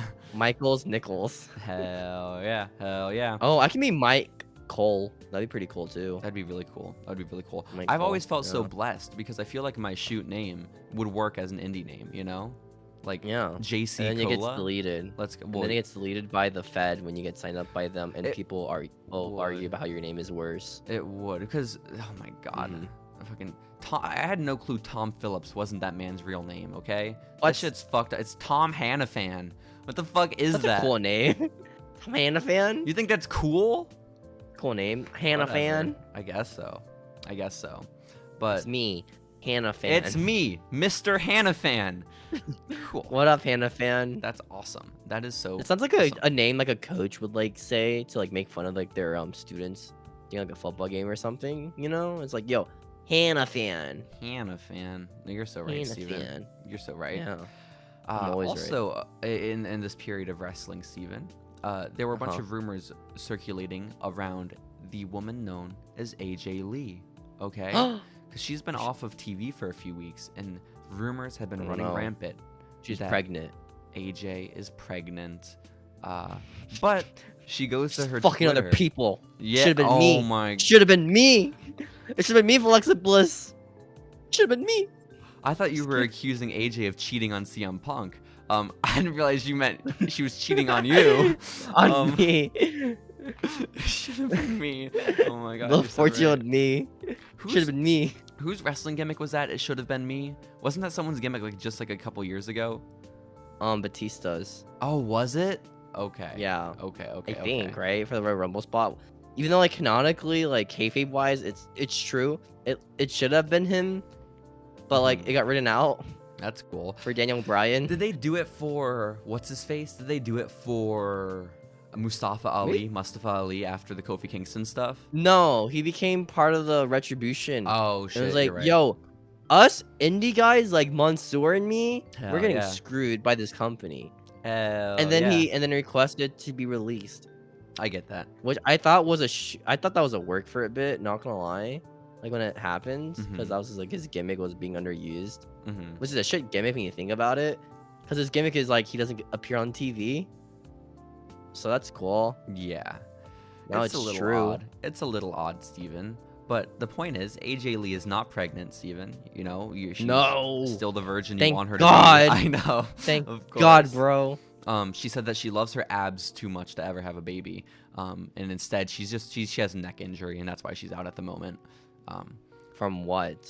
From what? From what, AJ? Neck injury from what, huh? I don't know. If I'm AJ though, I play into it. You know, I really heavy-handed hint that I'm pregnant, and then I show up Uh-huh. on TV the next week and I wrestle, so everyone freaks like, the fuck flat out abs. that I just fucking fought someone with a baby in my tummy. That'd be awesome. That's what Paige's mom did, and she was okay, right? Let's Paige ended go. up fine. Well, that's a shoot. Like, she wrestled with a real baby in her tummy. With AJ, I just wanted to scare everyone. You know, like third trimester still wrestling. That'd be awesome. I hope that's like Lacey Evans next game because I'm wrestling pregnant. Yo, that's so sick. That would be awesome. Supermom Lacey Evans. Oh my god. Heck yeah. That would Did be- she heal her face, by the way? She's a good guy right now. She keeps talking about Good how she guy? was abused. Yeah, so I'm guessing she's a good guy. Also, Steven, this is maybe my final news story from 2015. Is that Oh no, it better be good. WWE has announced the first and headline inductee into the class of 2015 Hall of Fame. Who is it? Is it Crispin? No, it's not. It is the Macho Man, Randy Savage. And It took that long. well, yeah, because apparently, and I learned this when I was going and doing my research, Macho Man, while he was alive, refused to be inducted into the Hall of Fame unless they would induct him alongside his dad and brother. He would only go in if his dad and brother also went in with him, because, and this is what his brother said, like after he had passed away, that he was pissed off that the Von Erichs all went in. Okay, which is fucking awesome, because the Von Erichs, of course they deserve to be in the Hall of Fame, right? Like Kevin, David, Kerry, and their dad. But apparently they also inducted the 2 younger Von Erichs, like the one who killed himself and the one who had really like fragile bones. Makes sense for that reason. Yeah. And Macho Man was pissed off, like, what the fuck did they ever do in the business? Yeah, die, fuck off. So he was like, unless my dad and my brother, Lanny did more than that one fucking Von Erich, like talking about the little one with the brittle bones. And so what the fuck, it's Macho so Man? fucked up. And so he's like, yeah, Lanny better get into the Hall of Fame with me. Hey, I know these guys could I don't think they realize they could go in the Hall of Fame more than once, right? Like, do they realize that? I mean, I guess so, but they were never really a unit in WWE. It was never like the Poffo family, Yeah, it's like when Jeff Hardy didn't want to be in it because Matt didn't get a nominee with him. Mm-hmm. That's kind of like fucked Jeff, up, though. Yeah. Jeff, you can get nominated more than once, Yeah, that's fair. That's fair. He could be twice. 2-time Hall of Famer. You're right. You're right. No, he still wants to throw his body off of balconies, and I get that. I really understand. Really bad it. sentons. It's awesome. Hell yeah. So, but basically, Macho Man has passed away by this point. He crashed into that tree. Hate that tree. And Lanny Poffo is like, hey, I'm tired of the fans being deprived of this for so long. We should go visit the Macho Man tree one day. I'll leave some flowers there. And put a Macho Man figure there. Yeah, I think so. But Lanny Poffo is like, hey, that was my brother being really emotional and weird. I don't need to be in the Hall of Fame. Let's put Macho Man in. And so officially announced, Macho Man is going in post-mortem and against his wishes, which is what you want to do for your deceased brother, Go directly against his wishes. Yeah. But I think it's so funny. He's bitter about the Von Erichs putting in the deceased children. It's like, dude, come on now. They didn't get rings. They're dead, Like, Kevin's the only one getting a ring, man. How many rings did he get? Oh my god, he probably just got the one for the whole family. He got like a whole finger, like a whole hand set of rings. Oh yeah, one for a set of 10 rings for all the Von Erichs. Hell that would be awesome. So Who was that guy that sold Paul Bearer's ring? CM Punk? No. Was it Paul Bearer's son, I think? Where he tried selling off his ring at a pawn store. Oh shit. On Pawn Stars. It was on Pawn Stars? Yeah. Was Paul Bearer passed away at this point? Yeah, he was passed away at this point. He tried selling on Pawn Stars, right? What do you mean tried? Did the Pawn Stars be like, oh no, that shit's worthless? Yeah. There's no way. Legit, they said the NFL Super Bowl rings are worth more. All right, I paid more. Well, no, goddamn shit, it's worth more. But I'm not gonna pay more for a stupid wrestling ring than so an NFL Super Bowl ring. He wanted too much money for it. Yeah, and the guy's like, "What the fuck, dude? Paul Bearer was a legend icon, dude, in wrestling." Does it say Paul's name on it though, or is it just WWE Hall of Fame class of and then the year? I hope it's just WWE logo and that's it. Oh, cool! Like one you could get from Walmart. That's awesome. Yeah, that's so sick.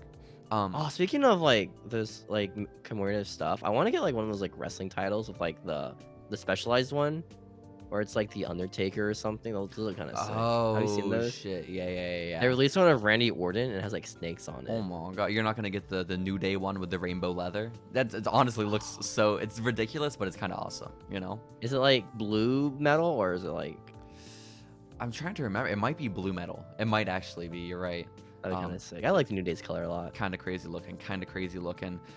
So, Steven, this was wrestling in the week of January 14th, 2015. I think it is about time we get into the current events of today in wrestling, okay?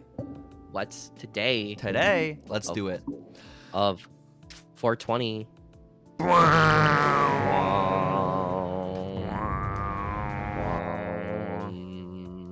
Hey guys, it's time for current events. It's time for current events, Steven. Sick. Epic. You were so right about 420, Steven. How did you celebrate the wonderful occasion just a few days ago? I went to school. I was like, yo, it's 420. That's pretty awesome. Yo. That's when Columbine happens, man. That's really depressing. I didn't know and that. I got really sad. Okay.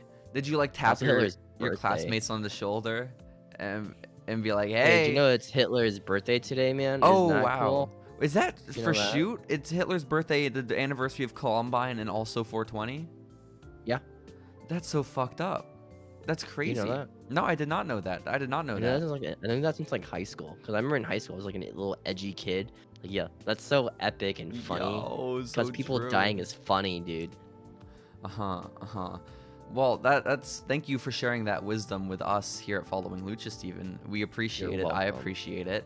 Can I ask you, Steven, what your stance is on taking photos with female wrestlers? Like, what the appropriate way to do that is? Oh, Steven, you're such a frozen little bitch. Steven, can I ask you what your stance on taking photos with female wrestlers is? I mean, it's just take a picture of a female wrestler. It's like whatever. But like, you don't think there's like any specific etiquette to it? Like, oh, like I'm not gonna put my arm around this person. I'm gonna stay like a certain distance from these people. If you have like consent with them, it's like fucking cares, you know? So that's what you said. Like, if you meet the love of your life, AJ Lee, right? And you go up to her and you're like, Miss AJ, do I have permission to put my arm around you? That's what you would say? Yes. Okay, well, that's very respectful, and I appreciate that. Or you can just hover hand her like a beta. Yo, that's awesome. I would probably do that, honestly. Hover hand AJ? That's cool. My photo with AJ Lee, we were sitting across the table. No, I wasn't that close to her. I leaned across the table, and she leaned across the table, so our heads were kind of close. But this was it. Aww. This was it. Little 14-year-old you. Yeah, I was probably like actually 14 back then. That's crazy. Oh my god, I love AJ. That's the age where wrestlers start being like, all right, this guy isn't a child anymore, so I don't have to be nice towards them anymore. Damn. And it's not really, they're not really cute. No, I was an ugly little bitch back then. There's no doubt about it. Most 14-year-olds are. Yeah, I guess so. But I ask you what your stance is on taking photos with female wrestlers and the appropriate way to do it, because there was a photo that came out of Mickie James with a fan. You know, when you think of wrestling fan, the guy is in the photo is kind of what you would picture. You know? I don't think I need to say anything more than that. And what if it's like the opposite, where it's a male hugging a female? Is that weird? You don't even know what I'm about to say. Why are you already posing hypotheticals? What the fuck? What are you saying? I'm saying that this dude took a photo with Mickie James, and they're doing it in like a prom style photo, okay? Like it's yeah, they're doing it in prom style, and it's like because like their bodies are like right up against one another, okay? And Mickie James looks like really just she's not feeling it, okay? And so doesn't fucking want, just doesn't care. He's like, fuck this shit, dude. I'm getting paid my $50 for this photo. Whatever. Hell is it 50? It's probably like 100, honestly. Mickie could probably charge more at a convention. But the internet tore this dude to shreds. Like, oh my god, the inappropriate wrestling fan doesn't know how to behave around women. Incel, ugly. Wrestling fans, they like when they see an ugly fat dude. It's like shit. It's free real estate now, guys. Yo, let's go.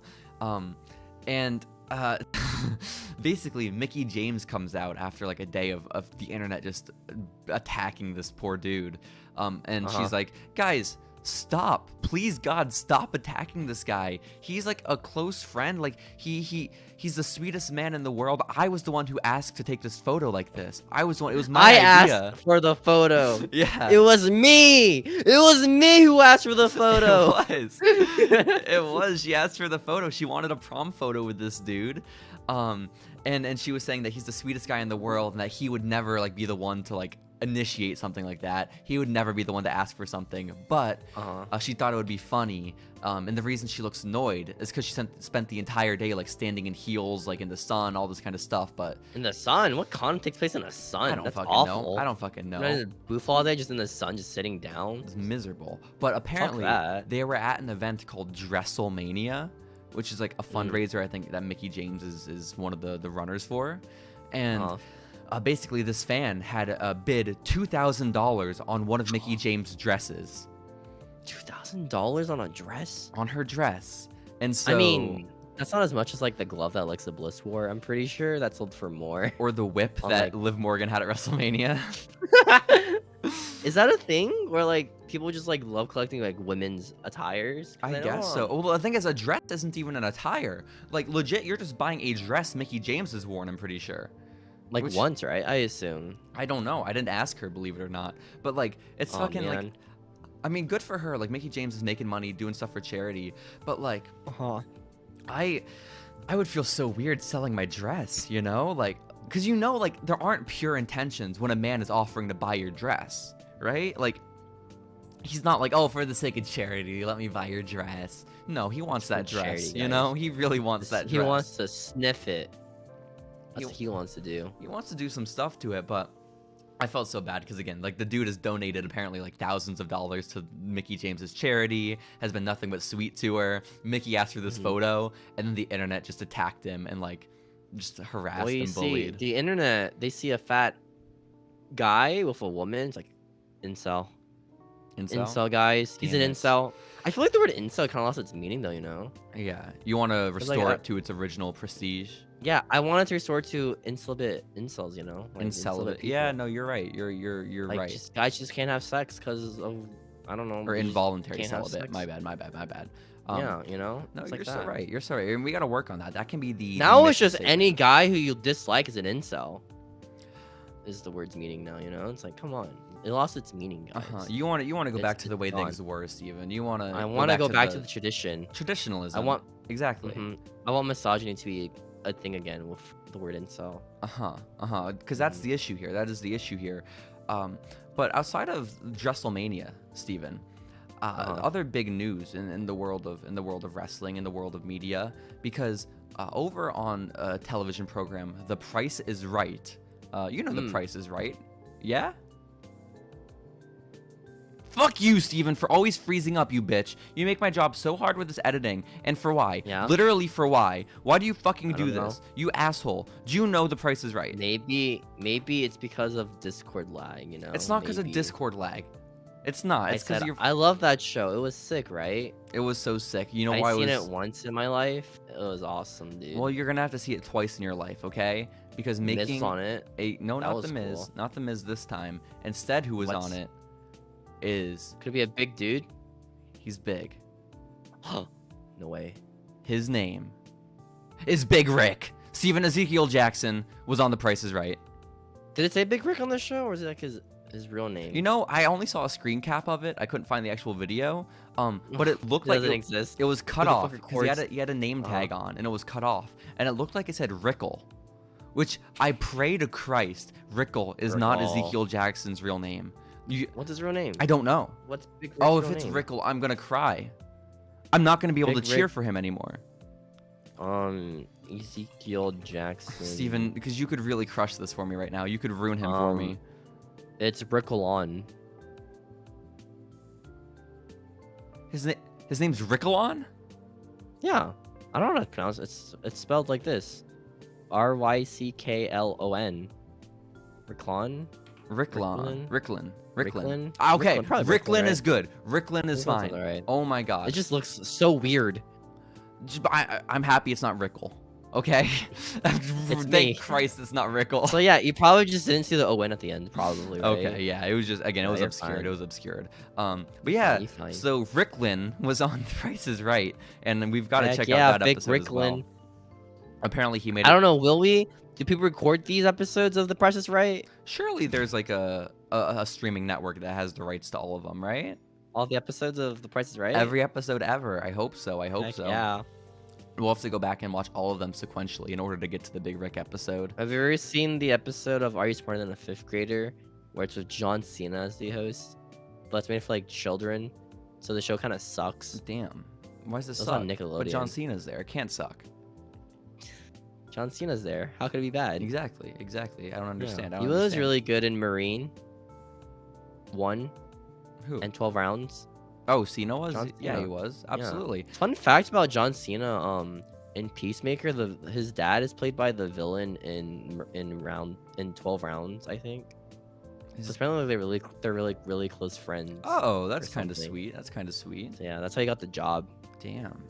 I know. I hope they get Ted Jr. on Peacemaker soon enough. You know, it's about time. I hope. It's about Teddy Hart gets an acting role. I don't. What? Hey guys, What are we talking about? where's that woman that was training with her and Chase and Rance? We don't know. But she's I don't know. probably not alive, so that's cool. What? What do you mean? By the way, I don't mean anything. I don't mean anything. So, Steven, we mentioned it a little bit ago. AEW has, I guess, officially decided they're not going to be re-upping the contract of Jack Evans, the Dragon Slayer. I know, it's so sad. But yeah, so there's probably more releases too of like original like roster people, right? Because the contracts are not expiring, right? I see now around this time, yeah. Which I wonder, because I imagine he and Angelico signed a pretty similar deal. I wonder if Angelico got his re-upped, because I really hope so, because there's so much upside with Angelico. He's so sick. He's so awesome. When was the last time he appeared on TV? Probably with the fucking Hardy family compound. I don't know. Oh. Yeah. But it's fate worse than death, honestly. It really is. So, but Jack Evans is not going to be re-signing. He confirmed he's not going to be in the video game, and I am so devastated by this news. Jack Evans. Yeah, I feel bad for that video game, man. That video game's like take like what, 5 more years to come out? Yo. Will it ever come out? I don't know. We don't know.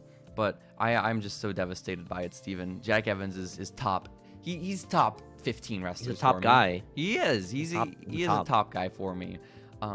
But I'm devastated. Surely WWE swoops him up immediately, right? Right? How old is he? Right? Oh, he has to be almost 40. He has to be late 30s. Ain't looking so good. But like, ain't looking so good, man. No, he'll do great. He'll train all the guys. He'll be a producer. He'll be like Chris Sabin. Were you the one who brought it up the other day? Like that time Jack Evans just went on Twitter and was like, "Hey guys, if anything happens to me, the fucking mob had murdered me."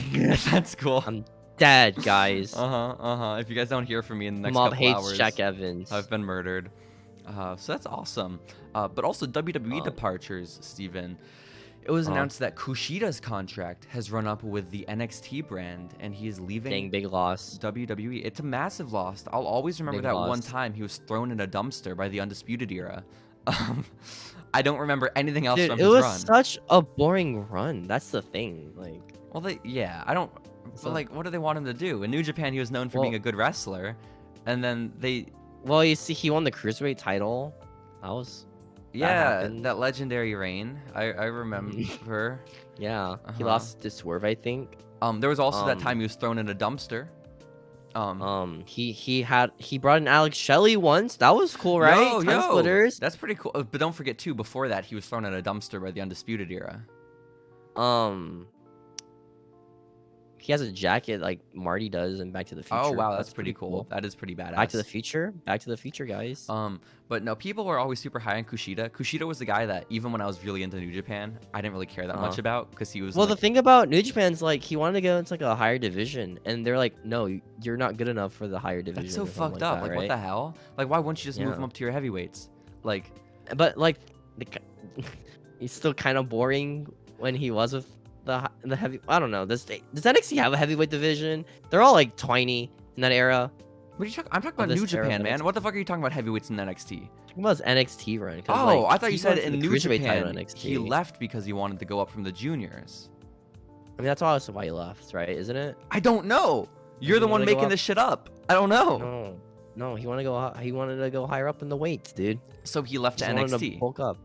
Yeah, he sent to NXT. Okay. I mean, you know, the guy made his dough. You know, he made a name, former NXT worker. Like, he'll be fine. I mean, yeah, like, whatever. I don't think he's gonna be out of a job. You know, I think he'll find work. But remember that time he was thrown in a dumpster by Kyle O'Reilly and Bobby Fish? No, I don't watch NXT. I don't watch wrestling at all. Okay. By the way, Steven, our boy, as proclaimed by you, Mr. A-Town and Down, Austin Theory, Mr. ATL himself. Mr. Theory? He's our champion of the free world. He is the new United States champ. Honestly speaking, I feel like the US champ kind of like buries you a little bit. What do you mean? No. Being US champion, it's like no. I mean, probably not Austin Theory. They're probably gonna like push him. I don't know. How many title defenses do you think he'll get? Austin Theory. Yeah, I think he's gonna get 43 to be exact, Steven. That's how many. 43? Thank you for that really valuable question. That's a lot. 43 title defenses. He's gonna have an TV open or challenge. Just in general, including the dark shows. Yes, including all the house 43. shows. It's a lot of title defenses from Austin Theory. But Theory. People have taken this because he won the title from Finn Balor. I see online everyone's asking or saying like, oh my gosh, finally Finn can go to AEW. Finn's going to AEW. Huh? Is he leaving WWE? Is that confirmed by anyone, or are people just being dumb? You see, a wrestler lost. Wrestlers losing, that's bad. Oh, it means they're on their way out. You're right. Yeah. You're right. They're on their way out of the territory.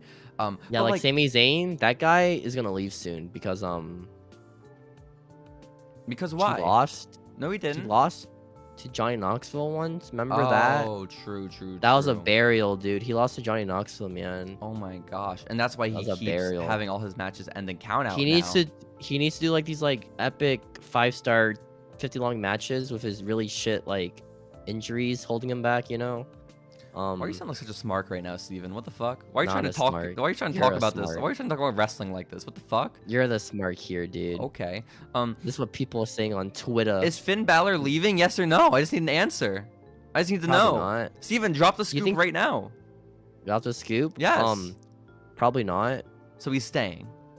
I don't know. What was his contract? I don't know. You're the one with the scoop. I don't know. I'm not Is he leaving or staying? Yes or no? I'm not the journalist here, dude. You're the one with the journalism degree. Why don't you do your own research, dude? I just copy what Meltzer says. And Meltzer says, I don't know. I don't listen to those podcasts. I know you don't. To be honest. You're not paying for the Observer. We're not fooling anyone. Who actually pays for the Observer? I don't know. Who pays that $12 a month? It's a fucking shit ton, you know? Like, Fightful I can kind of get behind. $5 a month is a little bit more understandable. Okay, but like with $12 you can get like the Peacock, you know? Versus Dave Meltzer saying stuff. I don't know. I feel like one just kind of outweighs the other. I don't know. The only reason I would ever get the Observer is because all the archives, and then it would make my job preparing for the 2015 segment on this podcast a lot easier. Instead of using wrestlingnewsblog.com, which is still active Reddit. Today, by the way. I love it so much. Reddit? No, I couldn't. It's too difficult. There's no like Reddit page for like here's the news. Oh my god! Speaking of Reddit, I saw this. There was like these two threads during like Smackdown. It was Smackdown Live thread talk discussion and pre-Rampage discussion, right? Hold on, Steven. Was you saying like you could use Reddit? Was that just so you could transition into this? No. Are you sure? It felt like you were really pushing for it, you know? No, it just kind of happened. Okay, whatever. But the Rampage pre-discussion thread had like 50 awards in it. Let's go. So I thought it was really funny. What do you mean 50 awards? I don't know what you mean by that. Like Reddit Silver or like you know like okay. Yeah, stuff like that. It just had like a bunch of them. It was like for a Rampage pre-discussion with like 20 posts in it of people like, yo, I'm excited for Rampage this week. Hell yeah, I am too. Woo, I woo. am too. Can't wait for Ishii versus Adam Cole. Yeah. Hey guys, Ishii lost. So sad. Although next week we're getting like what, FTR versus FTR. That sounds pretty cool. Yo, that's not on Rampage. That's just on Dynamite. I'm pretty sure. It's on Dynamite? Yeah, I'm pretty certain. Maybe you're right. I think it's on Dynamite though. But Steven, back to Austin Theory winning the U.S. title. He after he beat Finn and ran him out of the company. All the bad guys from the locker room just flooded out to the ring to celebrate. Not with the Austin bad Theory. guys, the jobber bad guys. Well, yeah, no, Roman Reigns wasn't there, but T-Bar was. So is his name T-Bar still, or is it just T-Far? Is it Bar? What's his name now? Is it still T-Bar? Good joke. I don't know. Dijak. That's not a joke. I legit don't know what his name is. Is it still T-Bar? I don't know. We can call him Dijak if you want. I'm cool calling him Dijak. Dominic Dijakovic. No, just Dijak, man. Dijak is a badass name. Dijak is a sick ass name, so let's call him that. No, they shorten it. It's bad. What? No. They shorten it. They never called him Dijak. They never did that. I'm shortening his name. Well, I think it should be Dijak. Why would you do that? Donovan Dijak was a sick ass name.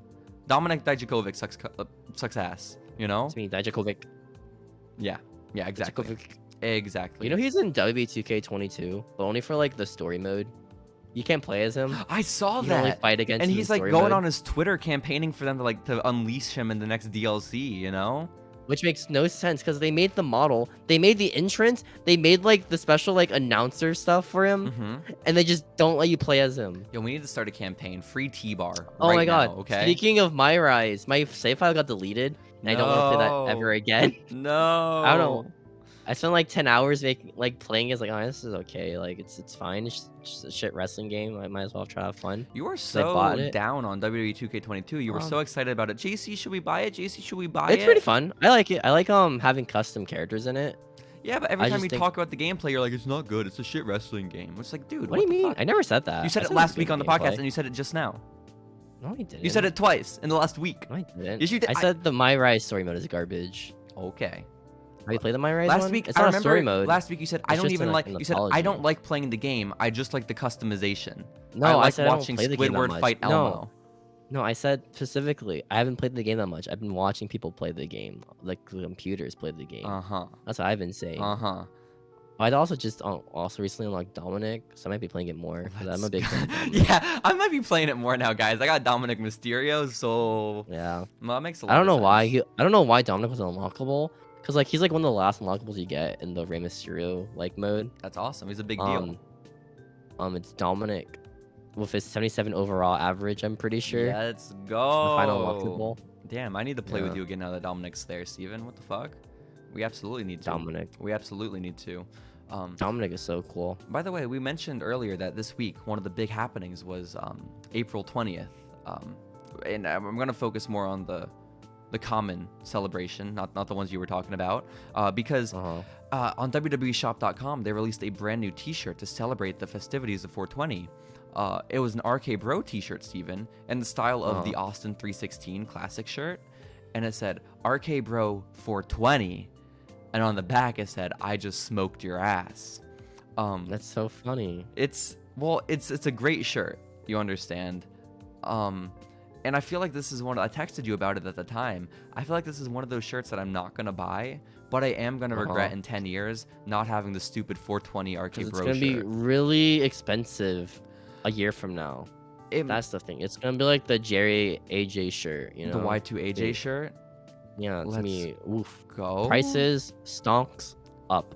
Let's go. But like, what the fuck? Why did they put it on the back? Like, do RK Bro 420 just on the front, but the back is so unnecessary, and it says ass. I can't wear a shirt that says ass in public, you know? I just can't. It should have been ass with an S at the end, like just like a snake going. Yo, a bunch of S's that trail off the shirt. Should have been like that. It should have been like that, man. God. RK Bro 420 says, I just whooped your ass. That's so clever. Would have been so good. Oh my God. I think it might have done that actually. I don't know if it did or not. Have done that. Steven, don't say that. I like have you seen like the 3D like CG like eyes snakes fighting during the entrance for RK Bro? No. Snakes fighting? Yeah, they have like little hats on. They start like hissing at each other during like the entrance. So instead of the Roman Reigns cum statue, it's two snakes fighting? Mm-hmm. Why? It's sick. Are they fighting or kissing? I don't know. They could be doing both. I don't know. Is one supposed to represent Matt and the other supposed to represent Randy? I assume, but they both have hats on. And they're kissing. No, they're like kissing, like that, like little snakes. Like they're just at each other. tonguing each other? Because that'd be pretty cool. Yeah. That'd be pretty hot. Oh they're my just god. licking each other like snakes. That's awesome. Monsters. I'm so sad that I missed this. Why wasn't this your background this week? Because you don't watch wrestling. That's why. Oh no, you're right. You're so right. Raw. Well, I don't watch wrestling, Steven. I'm too busy paying attention to all the big music releases going on. Specifically like 420. Mickie James. No, not Mickie James. It's been a while since we got new music from her. I'm talking about Hardcore Country. The new music from Montel Vontavious Porter, MVP. Because on 420 he released a song called "Legalize It," Steven. And it's horrible. Did it work? The song, not yet. It's only been a few days, so we got to give it some time. But the chorus includes some wonderful lyrics, such as "roll it, vape it, pack it, paperize it."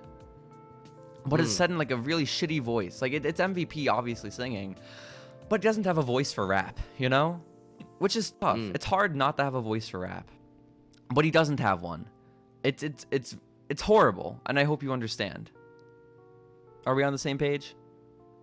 I don't know. I haven't even listened to the song yet. Why not? I don't know. Are you gonna listen to it right now? Probably. Okay. Sounds awesome. MVP. I'm a big MVP fan. You know. You should be. I liked his run in 2006. In 2006? Yeah, I wasn't even like consciously alive yet, but I was like, yo, that's pretty awesome. That is pretty awesome. MVP's 2006 run. I remember the one run in like 2008 or 2009 where he was trying to fuck Wendy Williams. Do you remember that? No. You don't? Like every week he No. would like try to court Wendy Williams and like impress her by winning matches. Uh-huh. And he was just so horny. And This is for Wendy Williams. I think it was Wendy Williams, right? Or am I getting that mixed up? I'm pretty certain it was Wendy Williams. Show. Have you seen the Wendy Williams show? There's this one episode of Wendy Williams. She's talking like this TikTok guy, right? And she's like saying how she was like complaining about his TikTok follower count being higher than hers, right? Okay. And then she just like cut off to, this guy got murdered. Oh, that's pretty cool. It was so cool. Yeah, absolutely. By the way, I'm struggling to find out who it was. I don't think it was Wendy Williams, because when I type in WWE MVP Wendy Williams, nothing comes up. So I'm really... We could talk about some big news then, if you don't want to like get to it. I mean, we can talk about big news, but I want to know who the fuck Montel Vontavious Porter was horny for, you know? I hope you understand that. Maybe his wife. Maybe it was Ain't no way he has a wife at the time. Yo, Maybe he totally has a wife, dude. That guy is settled down. He does not have a wife, does he? That guy has kids. That guy has children. I'm pretty sure. Just got out of prison. He didn't just get out of prison. He got out of prison like in 2004 or something. But still, a long time ago. Yeah, I guess he could have found a wife between now and then. But no, he doesn't have a wife. Told you, it was the prison. I told you. This is New Japan run. That's why. It really was. It really was. Yeah. Did you see, by the way, that Darius Martin is injured again? Yeah, that dude from Top Flight that was out for like a year. He got hurt again. This is so sad. So is he gonna be gone next, or? What do you mean? Is he gonna be gone next? Is he gonna get the cut? Is he gonna get cut? There's no way. Do you know how much shit they would get for releasing someone who got injured? Do you know how much shit they would get, Steven? You think they should do it just for funsies? It might happen because of it. If you were TK, you would be like, fuck Darius and get rid of him. If I was TK, I wouldn't know who he would be. Who is this guy? Who is Darius I've never Martin? seen this guy ever. You know? That's a good question. Who the fuck is this guy, dude? It's a very fair question. It's a very fair question that TK must ask himself often. Which you think TK knows like most of the wrestlers on his roster, or they hear about it on like Reddit? Like, yo, this guy has hype behind him. Let's get him. He seems like he knows it because he's a fan, right? He shows up to work every day being like, holy shit, I get to talk to Darius Martin right now. Have you seen like what was it, like the after show for Ring of Honor with him just like fanging over like Samoa Joe, and Joe just looks miserable. Let's go. Like this fucking nerd's my boss now. Fuck, man. That's awesome. That's all. I can see that. I honestly don't see Samoa Joe's energy meshing well with Tony Khan's energy at all.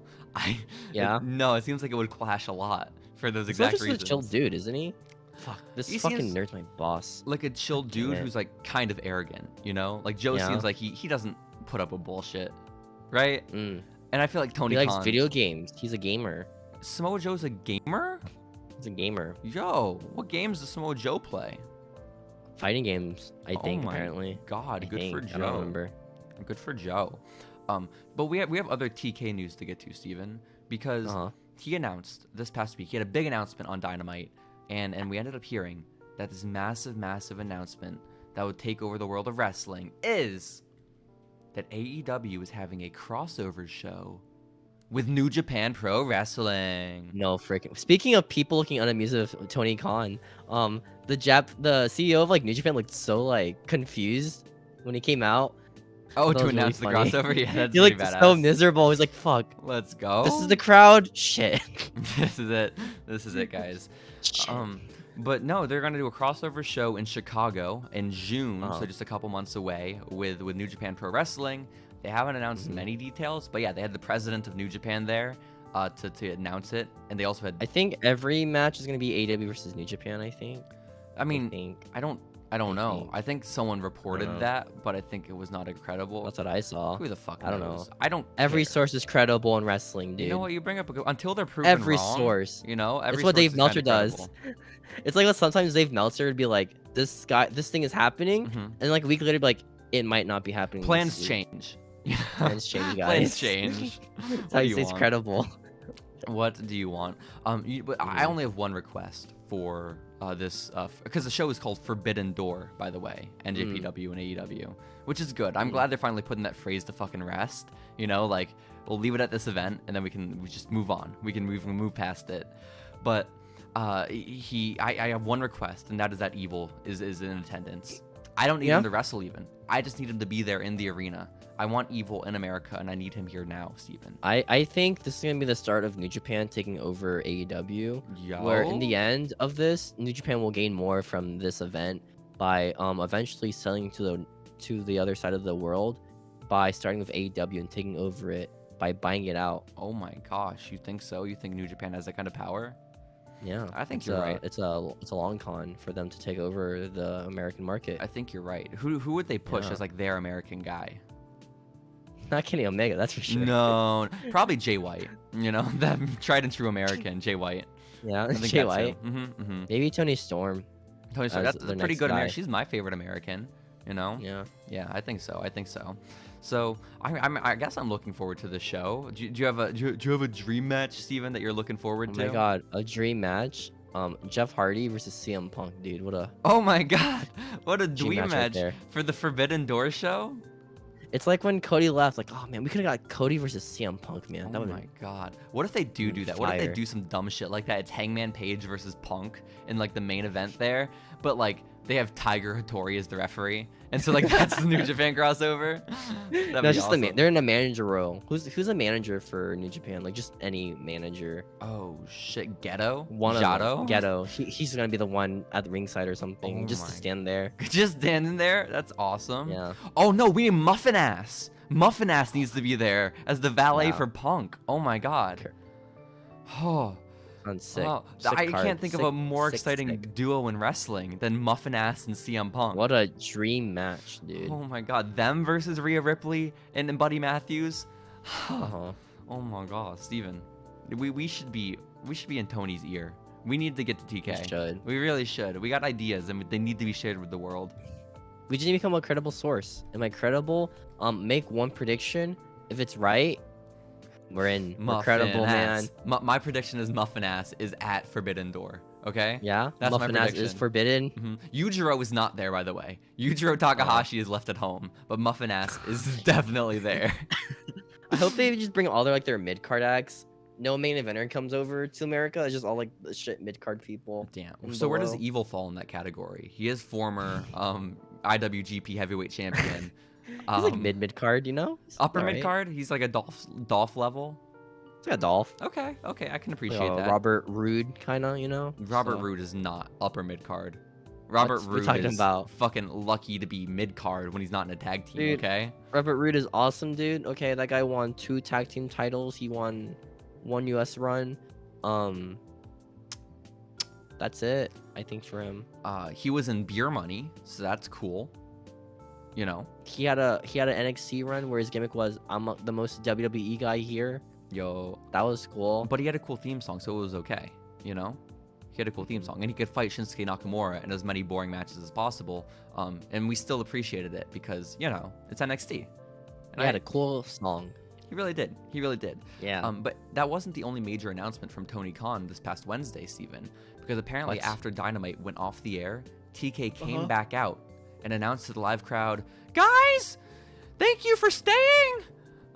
We need you to all chant some chants for us so that we can record for the brand new AEW video game. We need to record them here tonight in whatever the fuck city they were in, so we can have them for our brand new video game called AEW Fight Forever. That's a really shit title. It's kind of bad. I guess it's not confirmed if that's definitely the console game they've been working on, or if it's the name of some other shit they're doing. But it's a very AEW thing, by the way. The guys, we need you to chant this. Come on, guys. Let's go. We need to chant this. But yeah, they had them chant like all kinds of shit, like Dax and Cash's names apparently. AEW. This is awesome. Dax. That's awesome. Why haven't they done a which one's Dax, which one's Cash chant yet, Steven? That's fucked up. I like FTR bald. That's what I call them. FTR bald. Let's go. And FTR hair. You like Harwood. That's cool. That's cool. Hardwood. I like when Cash Wheeler used to just shave a circle into the back of his head. I don't know why he did that, but it was even in the WWE video game. Like, they had that level of detail where his little fucking shaved circle was there. I don't know if why it was is that because a of thing they put in. I don't know, but it was. So it's just, you see, I don't know, like maybe he had surgery or something and like he can't grow hair there. I don't know, but it's fucked up looking. It really is. So AEW Fight Forever is the name of the game. And so what do they do when they release games after this? Is it more crowd chants? Because that is Fight awesome. Forever 2. Fight Forever 2? Oh my gosh, that's even better. Because I was thinking, what's like, another shit? Like, oh, I want like a AEW. We are awesome. Really cool. Not this is awesome. AEW. We are awesome. That's the worst chant, by the way. That we are awesome. That's the most marquee chant ever. Such ass. Oh my god.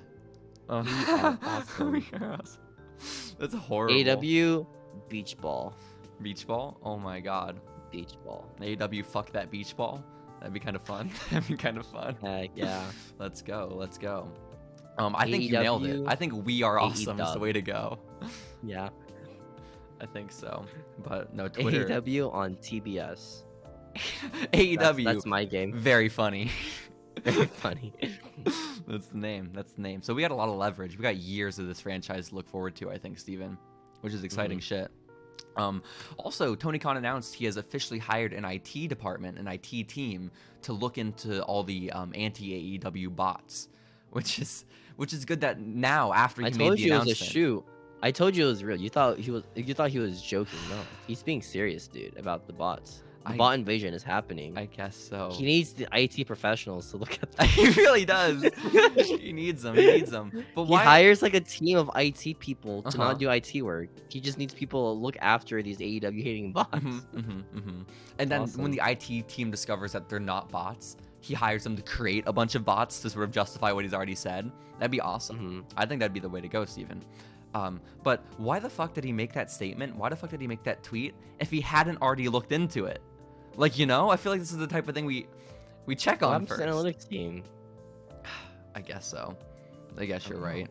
So, but it's exciting that TK is doing his research, doing his due diligence.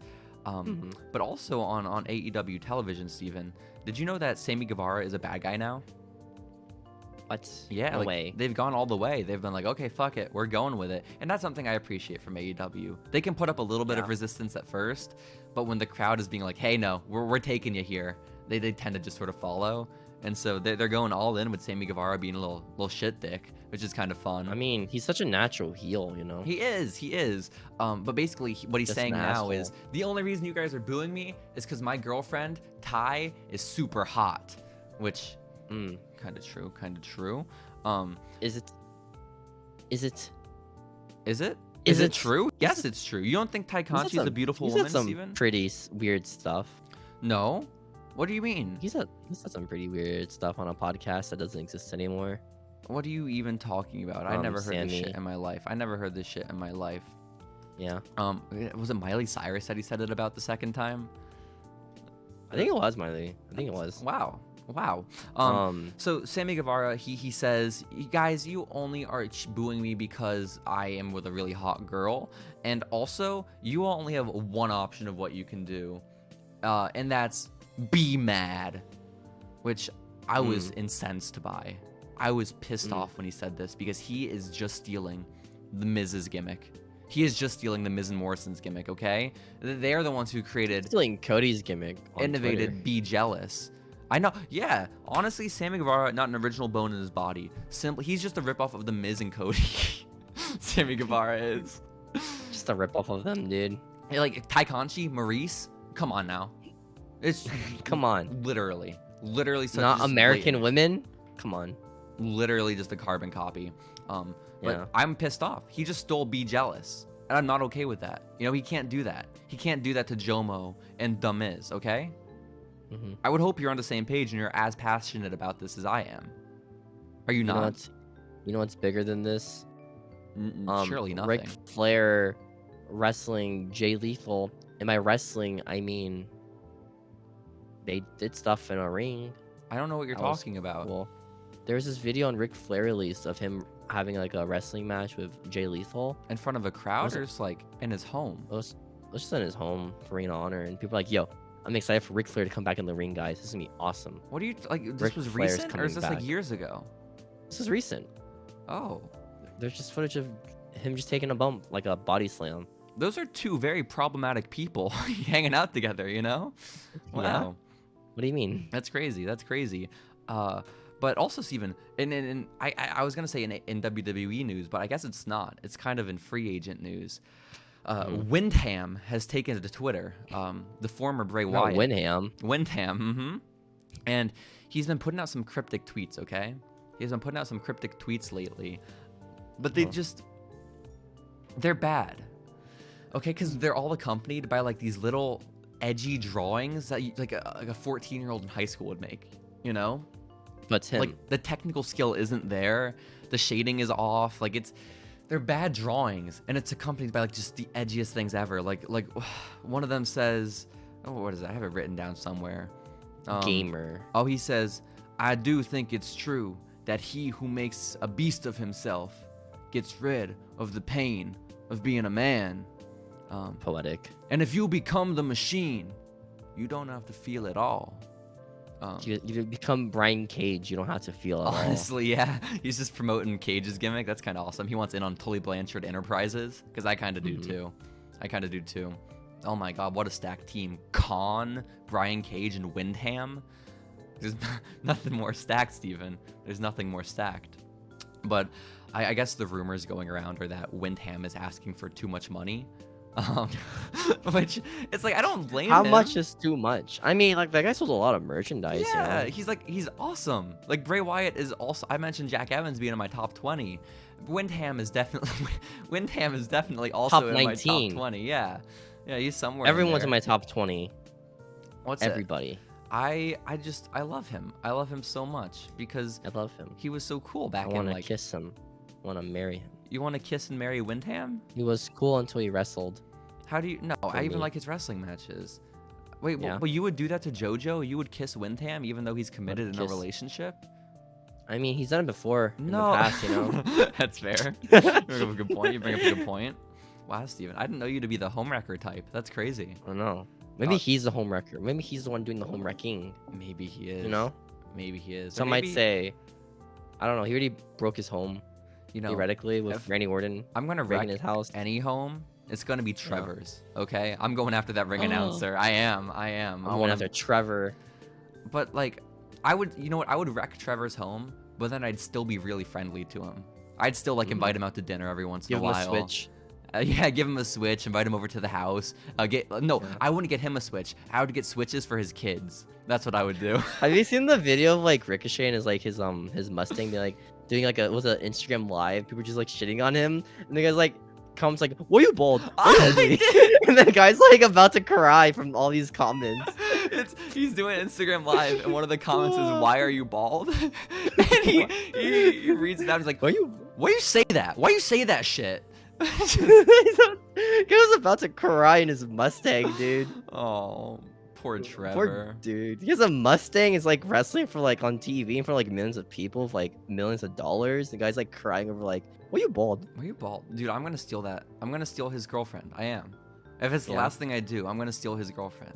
Okay? That's cool. You really backed me in that intelligent endeavor, right? What do you mean? No. You're gonna end up like that guy who gets made fun of for hugging wrestlers. No, I'm not. She's honestly, she'll probably meet me. I don't even know her name, but the ring announcer lady on SmackDown. You'll see her. You'll see her once. Yeah. And she's gonna see me, and she's gonna be like, "Ooh, what a handsome little guy." Ooh, Ricochet here. You bald. You bald. I'll show up with my hair down, you know, and then I'll just woo her with my incredible charisma and good looks, and I think that should be enough, right? Yes. Thank you. So that's the plan. Yes. Steven, next time SmackDown is in Austin, we're going, okay? We're getting front row I don't wanna tickets. go to SmackDown. I don't want to either, but I really don't want to go to SmackDown taping. I don't know. We might see like main event. Is that no? Maybe it's on Raw. I don't know what the fuck What's they do. filmed before SmackDown? Honestly, Steven, I couldn't give a shit. Superstars doesn't exist, right? I don't know. I couldn't tell you, Live man. doesn't exist anymore. It might be a Cody Dark match. That'd be pretty fun. Yo, kinda. But I think I only have one more news story from this week to get to before we have the breaking Big E news that we of course have to talk about. But apparently on Bruce Pritchard's Something to Wrestle With podcast, Steven, okay? This week he revealed that back in like 2003, I think it was, when WWE had officially transitioned over from the NASDAQ to the New York Stock Exchange, Vince had the idea he wanted to celebrate with a big event on Wall Street when they rang the bell. And he wanted to have a wrestling match there right in the street in New York, like on Wall Street. A New York Wall Street match. Hell yeah. And you know what he pitched as as the headline, as the marquee for the Wall Street match? What was the headline? Brahma Bull versus Bear. He wanted Dwayne "The Rock" Johnson to fight an actual bear. They meant like a gay guy. no, not a gay guy. No, the animal. Is that a gimmick? There's gotta be a gimmick of a bear, right? Where someone's just like really gay, big dude. Hell yeah, I hope so. If not, Steven, you gotta get training. You gotta get into this industry. That's my gimmick, big gay guy. Potential. Yeah. You gotta bulk up a little bit too. I gotta get a little height too. Yeah, I mean, eventually you can wear platforms. You know. Yeah. You can wear platforms. Who wears platforms? Is there a wrestler who wears platforms? I feel like Adam Cole had platforms. Cora once, right? Jade should wear platforms. She should wear some Doc Martens to the ring. That'd be badass. Yeah. Yeah, I think so. Like rocker gimmick up. But he wanted The Rock to fight a bear on Wall Street, which is fucked up. Which I know it's from Bruce Pritchard, so like take everything with a grain of salt. But like, why a bear? Why a bear? But is it like a Wall Street joke I just don't get? It might be, honestly. I think Vince straight just was like, hey, what's the biggest thing we can do to celebrate? Because it's not even them going public. WWE has already gone public. They're just switching over to the stock exchange, like the New York Stock Exchange. And he's like, oh, what do I want to do? Maybe he saw that one movie of like Leonardo DiCaprio fighting a bear. He's like, yo, I want The Rock in this movie. Yo, that's pretty badass. You know what? You're kind of right. Isn't that movie, doesn't Leo get sexually assaulted by the bear? Good question. I didn't see the movie. I haven't either. I just remember people reference Leo getting attacked by a bear in a very sexual manner. It's awesome. It might be a very sexual attack where he's like moaning and the bear is like doing his bear noises. And so you think this is what's gonna happen to Dwayne? Yeah. That's really sad. Shit. This would have ruined his career. There's gotta be like voices, like sound bites of Dwayne doing moans, right? Oh my god, surely. There's gotta be. Yeah. Or even him like mocking people doing moans, you know? Like there absolutely are. There absolutely are. Why do you ask? I don't know. Why would I ask? I don't know. Are you trying to deep fake this Brahma Bull Rock match? Legit, cool. I'm pretty sure there is like an AI that could like mimic his voice anyways. Let's do it and just have him fight a bear. I think there's one. I think there's one of Dwayne. There might be one. I know there's one of Hulk Hogan. Let's go for it. I was just listening to a Kevin Owens interview where he was talking about back when he started wrestling, he was supposed to referee a match between PCO and a bear. And they showed up. An actual bear. An actual bear, yes. But they all showed up to the show the day of. And the bear was too afraid. The bear refused to get into the ring. And so instead, the bear saw PCO was like, shit. He was like, fuck, I gotta get as far away as possible. And instead, Kevin Owens just wrestled in place of the bear, which is kind of cool, kind of crazy.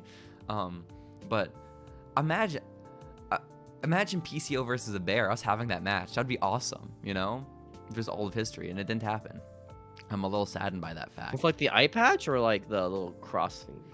I assume he had an eye patch back then. He's always kind of been blind. I think that's like a birth defect. I don't think that was something that happened to him, you know? Yeah, but imagine how much more fucked up PCO would be had he gotten into a tussle with a bear. It's really his other eye would have been fucked. It really would have been just 100% blind PCO. That'd be so sick. That would be the Neville gimmick, but they'd actually do it. That would be awesome. Was there a Neville gimmick that was blind? Oh, yeah, for AEW. Pac was. I was thinking of Mighty Mouse. I was thinking of his Mighty Mouse gimmick for a second. Whereas cool. He would be on a Mighty Mouse, which I think would have worked unironically. Maybe. I don't know. Maybe. But Steven, those are all the current event stories that I have. So I figure it's time I pass the mic over to you. So Big E news. Big E is appearing on a Nickelodeon show called Side Hustle. Let's go. I love Side Hustle. This is a show where I guess these children are making an app that helps people connect by looking for small jobs. What? So it's just what like do you mean? they just make Craigslist. But it's illegal. It's child labor. I don't know. Well, the kids make the app for people to use the app. Oh, okay. Right. So it's not for kids And to then- use and find work. And in this episode, they're trying to go to a premiere of a movie that I assume Big E is in, right? And they're Movie star like that putting he in, is. they're like bringing in snacks in the theater, but No. you're not supposed to do that. Obviously. Yeah. So I assume they meet Big E and he's like, yo, Big E, I have a snack for you. It's a pancake. And Big E's like, yo, I love pancakes. Yo. And then he does like a big ending on them. That's what I assume would on the happen. pancakes? On the children. Oh no. That's On the show, yeah. devastating. Oh my god. Were they Walmart brand? You know, they actually might be. I hear like the pancakes they use for like the WWE events when they throw them out in the crowd would be like the really cheap ones from catering. Oh wow. So I assume it's the same one. You would assume so? Okay, okay. They're But not even from bigger scratch. news than Big E, relating with Big E, Top Dollar, former WWE superstar, former WWE rapper. Alongside. Was he in Hit Row? Yes? He was in Hit Row. He was the Hit Row guy. Was he the big boy or was he the He was the not big boy, Top Dollar. Okay. Big one. He went on an interview recently, I think. Let's go. Where I don't know if it's an interview, it might have been something else, but he said they wanted my name to be Big Dollar, No, they didn't. but the guy was like, yo, we have a Big E already and a Big Show. Uh-huh. So they're being Top Dollar now. Uh-huh. That Wait, was the transition. Of they his wanted name. him to be wait, run that back for me. They wanted him to be what? Big Dollar. So not Top Dollar. Big Dollar. Hard R. Hard R. Hard dollar. R. Oh my god. Hard R dollar. How But then creative said, no, we have Big E already, guys. We can't use another big guy here. Uh-huh. Which makes, and then Top Dollar goes on saying, yo, you had Big Show and Big E. What the fuck, man? At one point we had Big Show, Big E, and Big Cass all signed to the same company. I think He also said that he wanted Leo Rush and Swerve to be in Hit Row originally. that would have been was, like, so fucking sick. His thing. But then Leo Rush got fired. Wow. So Happens. it happens. Other not so big news. Okay. It's confirmed that Ezekiel on this past episode of Raw Mhm. is in fact not Elias, Well, yeah, we know that. which is crazy cool. Because Oh, you're just saying they confirmed it though, like they got it confirmed factual. it. Okay, that's fair enough. The Rock, the Brahma Bull, man of the match versus the Bear, he's gonna star in the new Amazon movie of It Takes Two. Oh boy, I love You know It Takes Two, right? It's a It's video game. Takes Two franchise. Yes. It's a video game. Mm-hmm. Mhm. That's And on cool. bigger news, reported by Wrestling Observer newsletter, what's his name? Dave? What's his name? Brian? Brian Alvarez. Okay. That's the guy. He said Bret Hart has apparently signed with the WWE. That is right. That is fucking so funny. That the AEW's The been pushing moment. so hard. FTR has been doing it. They're doing the Owen tournament. They have CM Punk doing all his moves, and then he's fucking like, nah, guys, Well, didn't he just like manage FTR in some random indie show or I something? think he's going to coming up, which I don't know if that's Yeah. still on the table if he's signed. But I like, hope the contract was like you get this amount of money and FTR, and then just, W's like we'll give you more money. I love Bret's like yeah. that Bret has Gotta so go with the money, little man. attachment to like wrestling at this point. He's like, no, fuck it. I'm going where I'm making He's just money, a guys. bitter old dude. Yeah, and you I get that. know? If I were Bret Hart, I'd also be a bitter old dude, you know? Yeah. Like, I would definitely be in the same boat. And good on him. And I love it so much. Because, like, for the money. what? Because there was What's my those favorite rumors going wrestler? around, like, oh, WWE is interested in signing FTR. They want them back. Yeah. What if this is the thing that gets them back? If WWE's like, hey, Bret can manage you. We'll Come give, over here, guys. we'll give you Bret Hart. Dude. Yeah. they're like shit. Fuck, damn it, fuck. We kind of made our stance that we didn't need the WWE for us, but like, shit. Damn it. It's kinda ass. I think it's so fucking funny and petty, and I love it. I love it so much. But it's crazy that Bret's not going to be there to crown the winner of the Owen. I think it's really funny because Bret Hart's like, yeah, gotta do it for the cash, baby. Yeah, honestly. Well, not Cash Wheeler, but no, but cash money. the big dollars. Exactly. Well, not Big Dollar himself. The Fed money. The Fed money. That's exactly right, Fed Steven. money. That's exactly right. He's gonna manage Natalia. I'm excited, man. Hell, he's not gonna manage shit. They're paying him to sit at home in Canada. Okay, that's because Bret Hart doesn't want to do shit. Okay, I don't think he cares. I think he just wants to be at home and then hang out with his Simpson action figure. You know, Ric Flair. You got one of these. That's one of my favorite videos on the internet, Steven. You know what I'm talking about, right? No. No? Oh my god.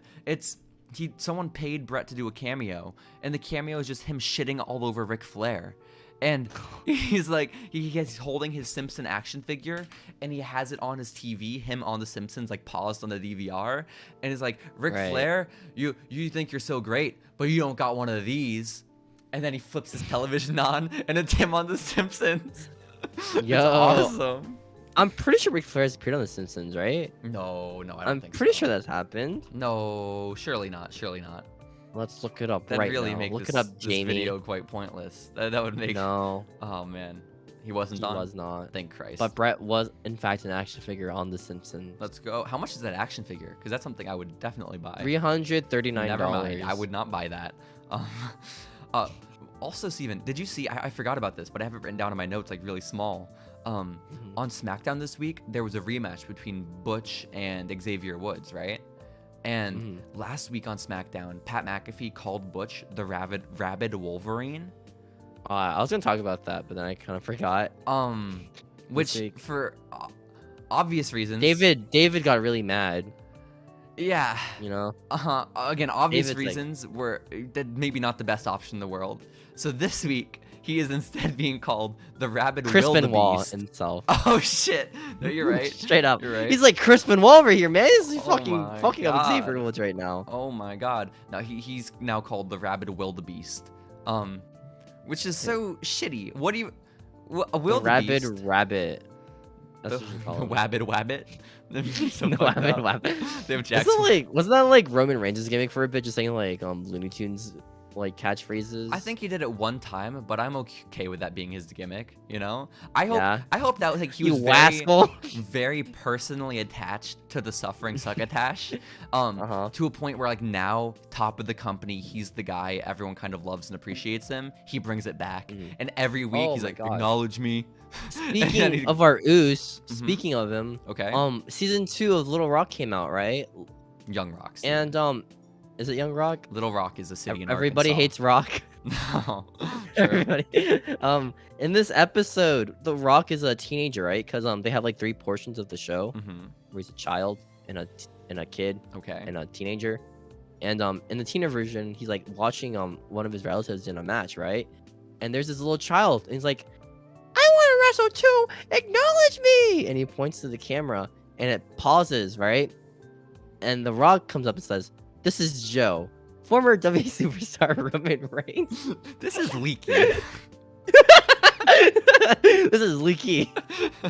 And in the show, The Rock's like, "No, that's a WrestleMania main event match, man."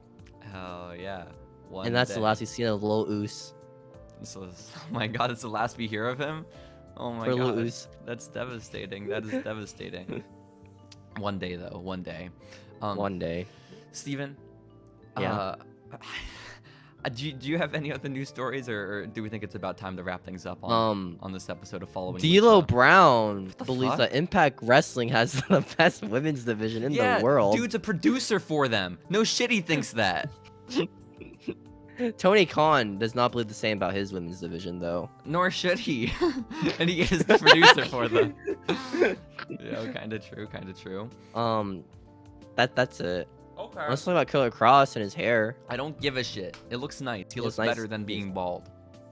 He married Scarlet. In so Alaska, cool. I'm pretty sure, which is awesome. Good for them. Good for them. Steven, I think it's about time we start wrapping things up on this episode of Following Lucha. We will, of course, be back next week. We might be doing a special. We might be doing more Lucha Underground. We don't know, but we don't know yet. We'll make it up the day it happens. We will surely be back here live, though. So be sure to tune in. Yes. Otherwise, yeah, we'll see you next week.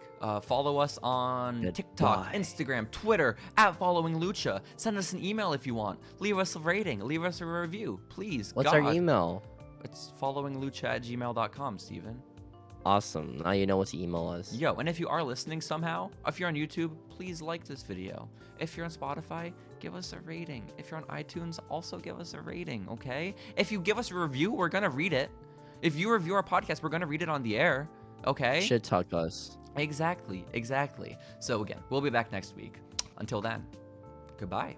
Goodbye.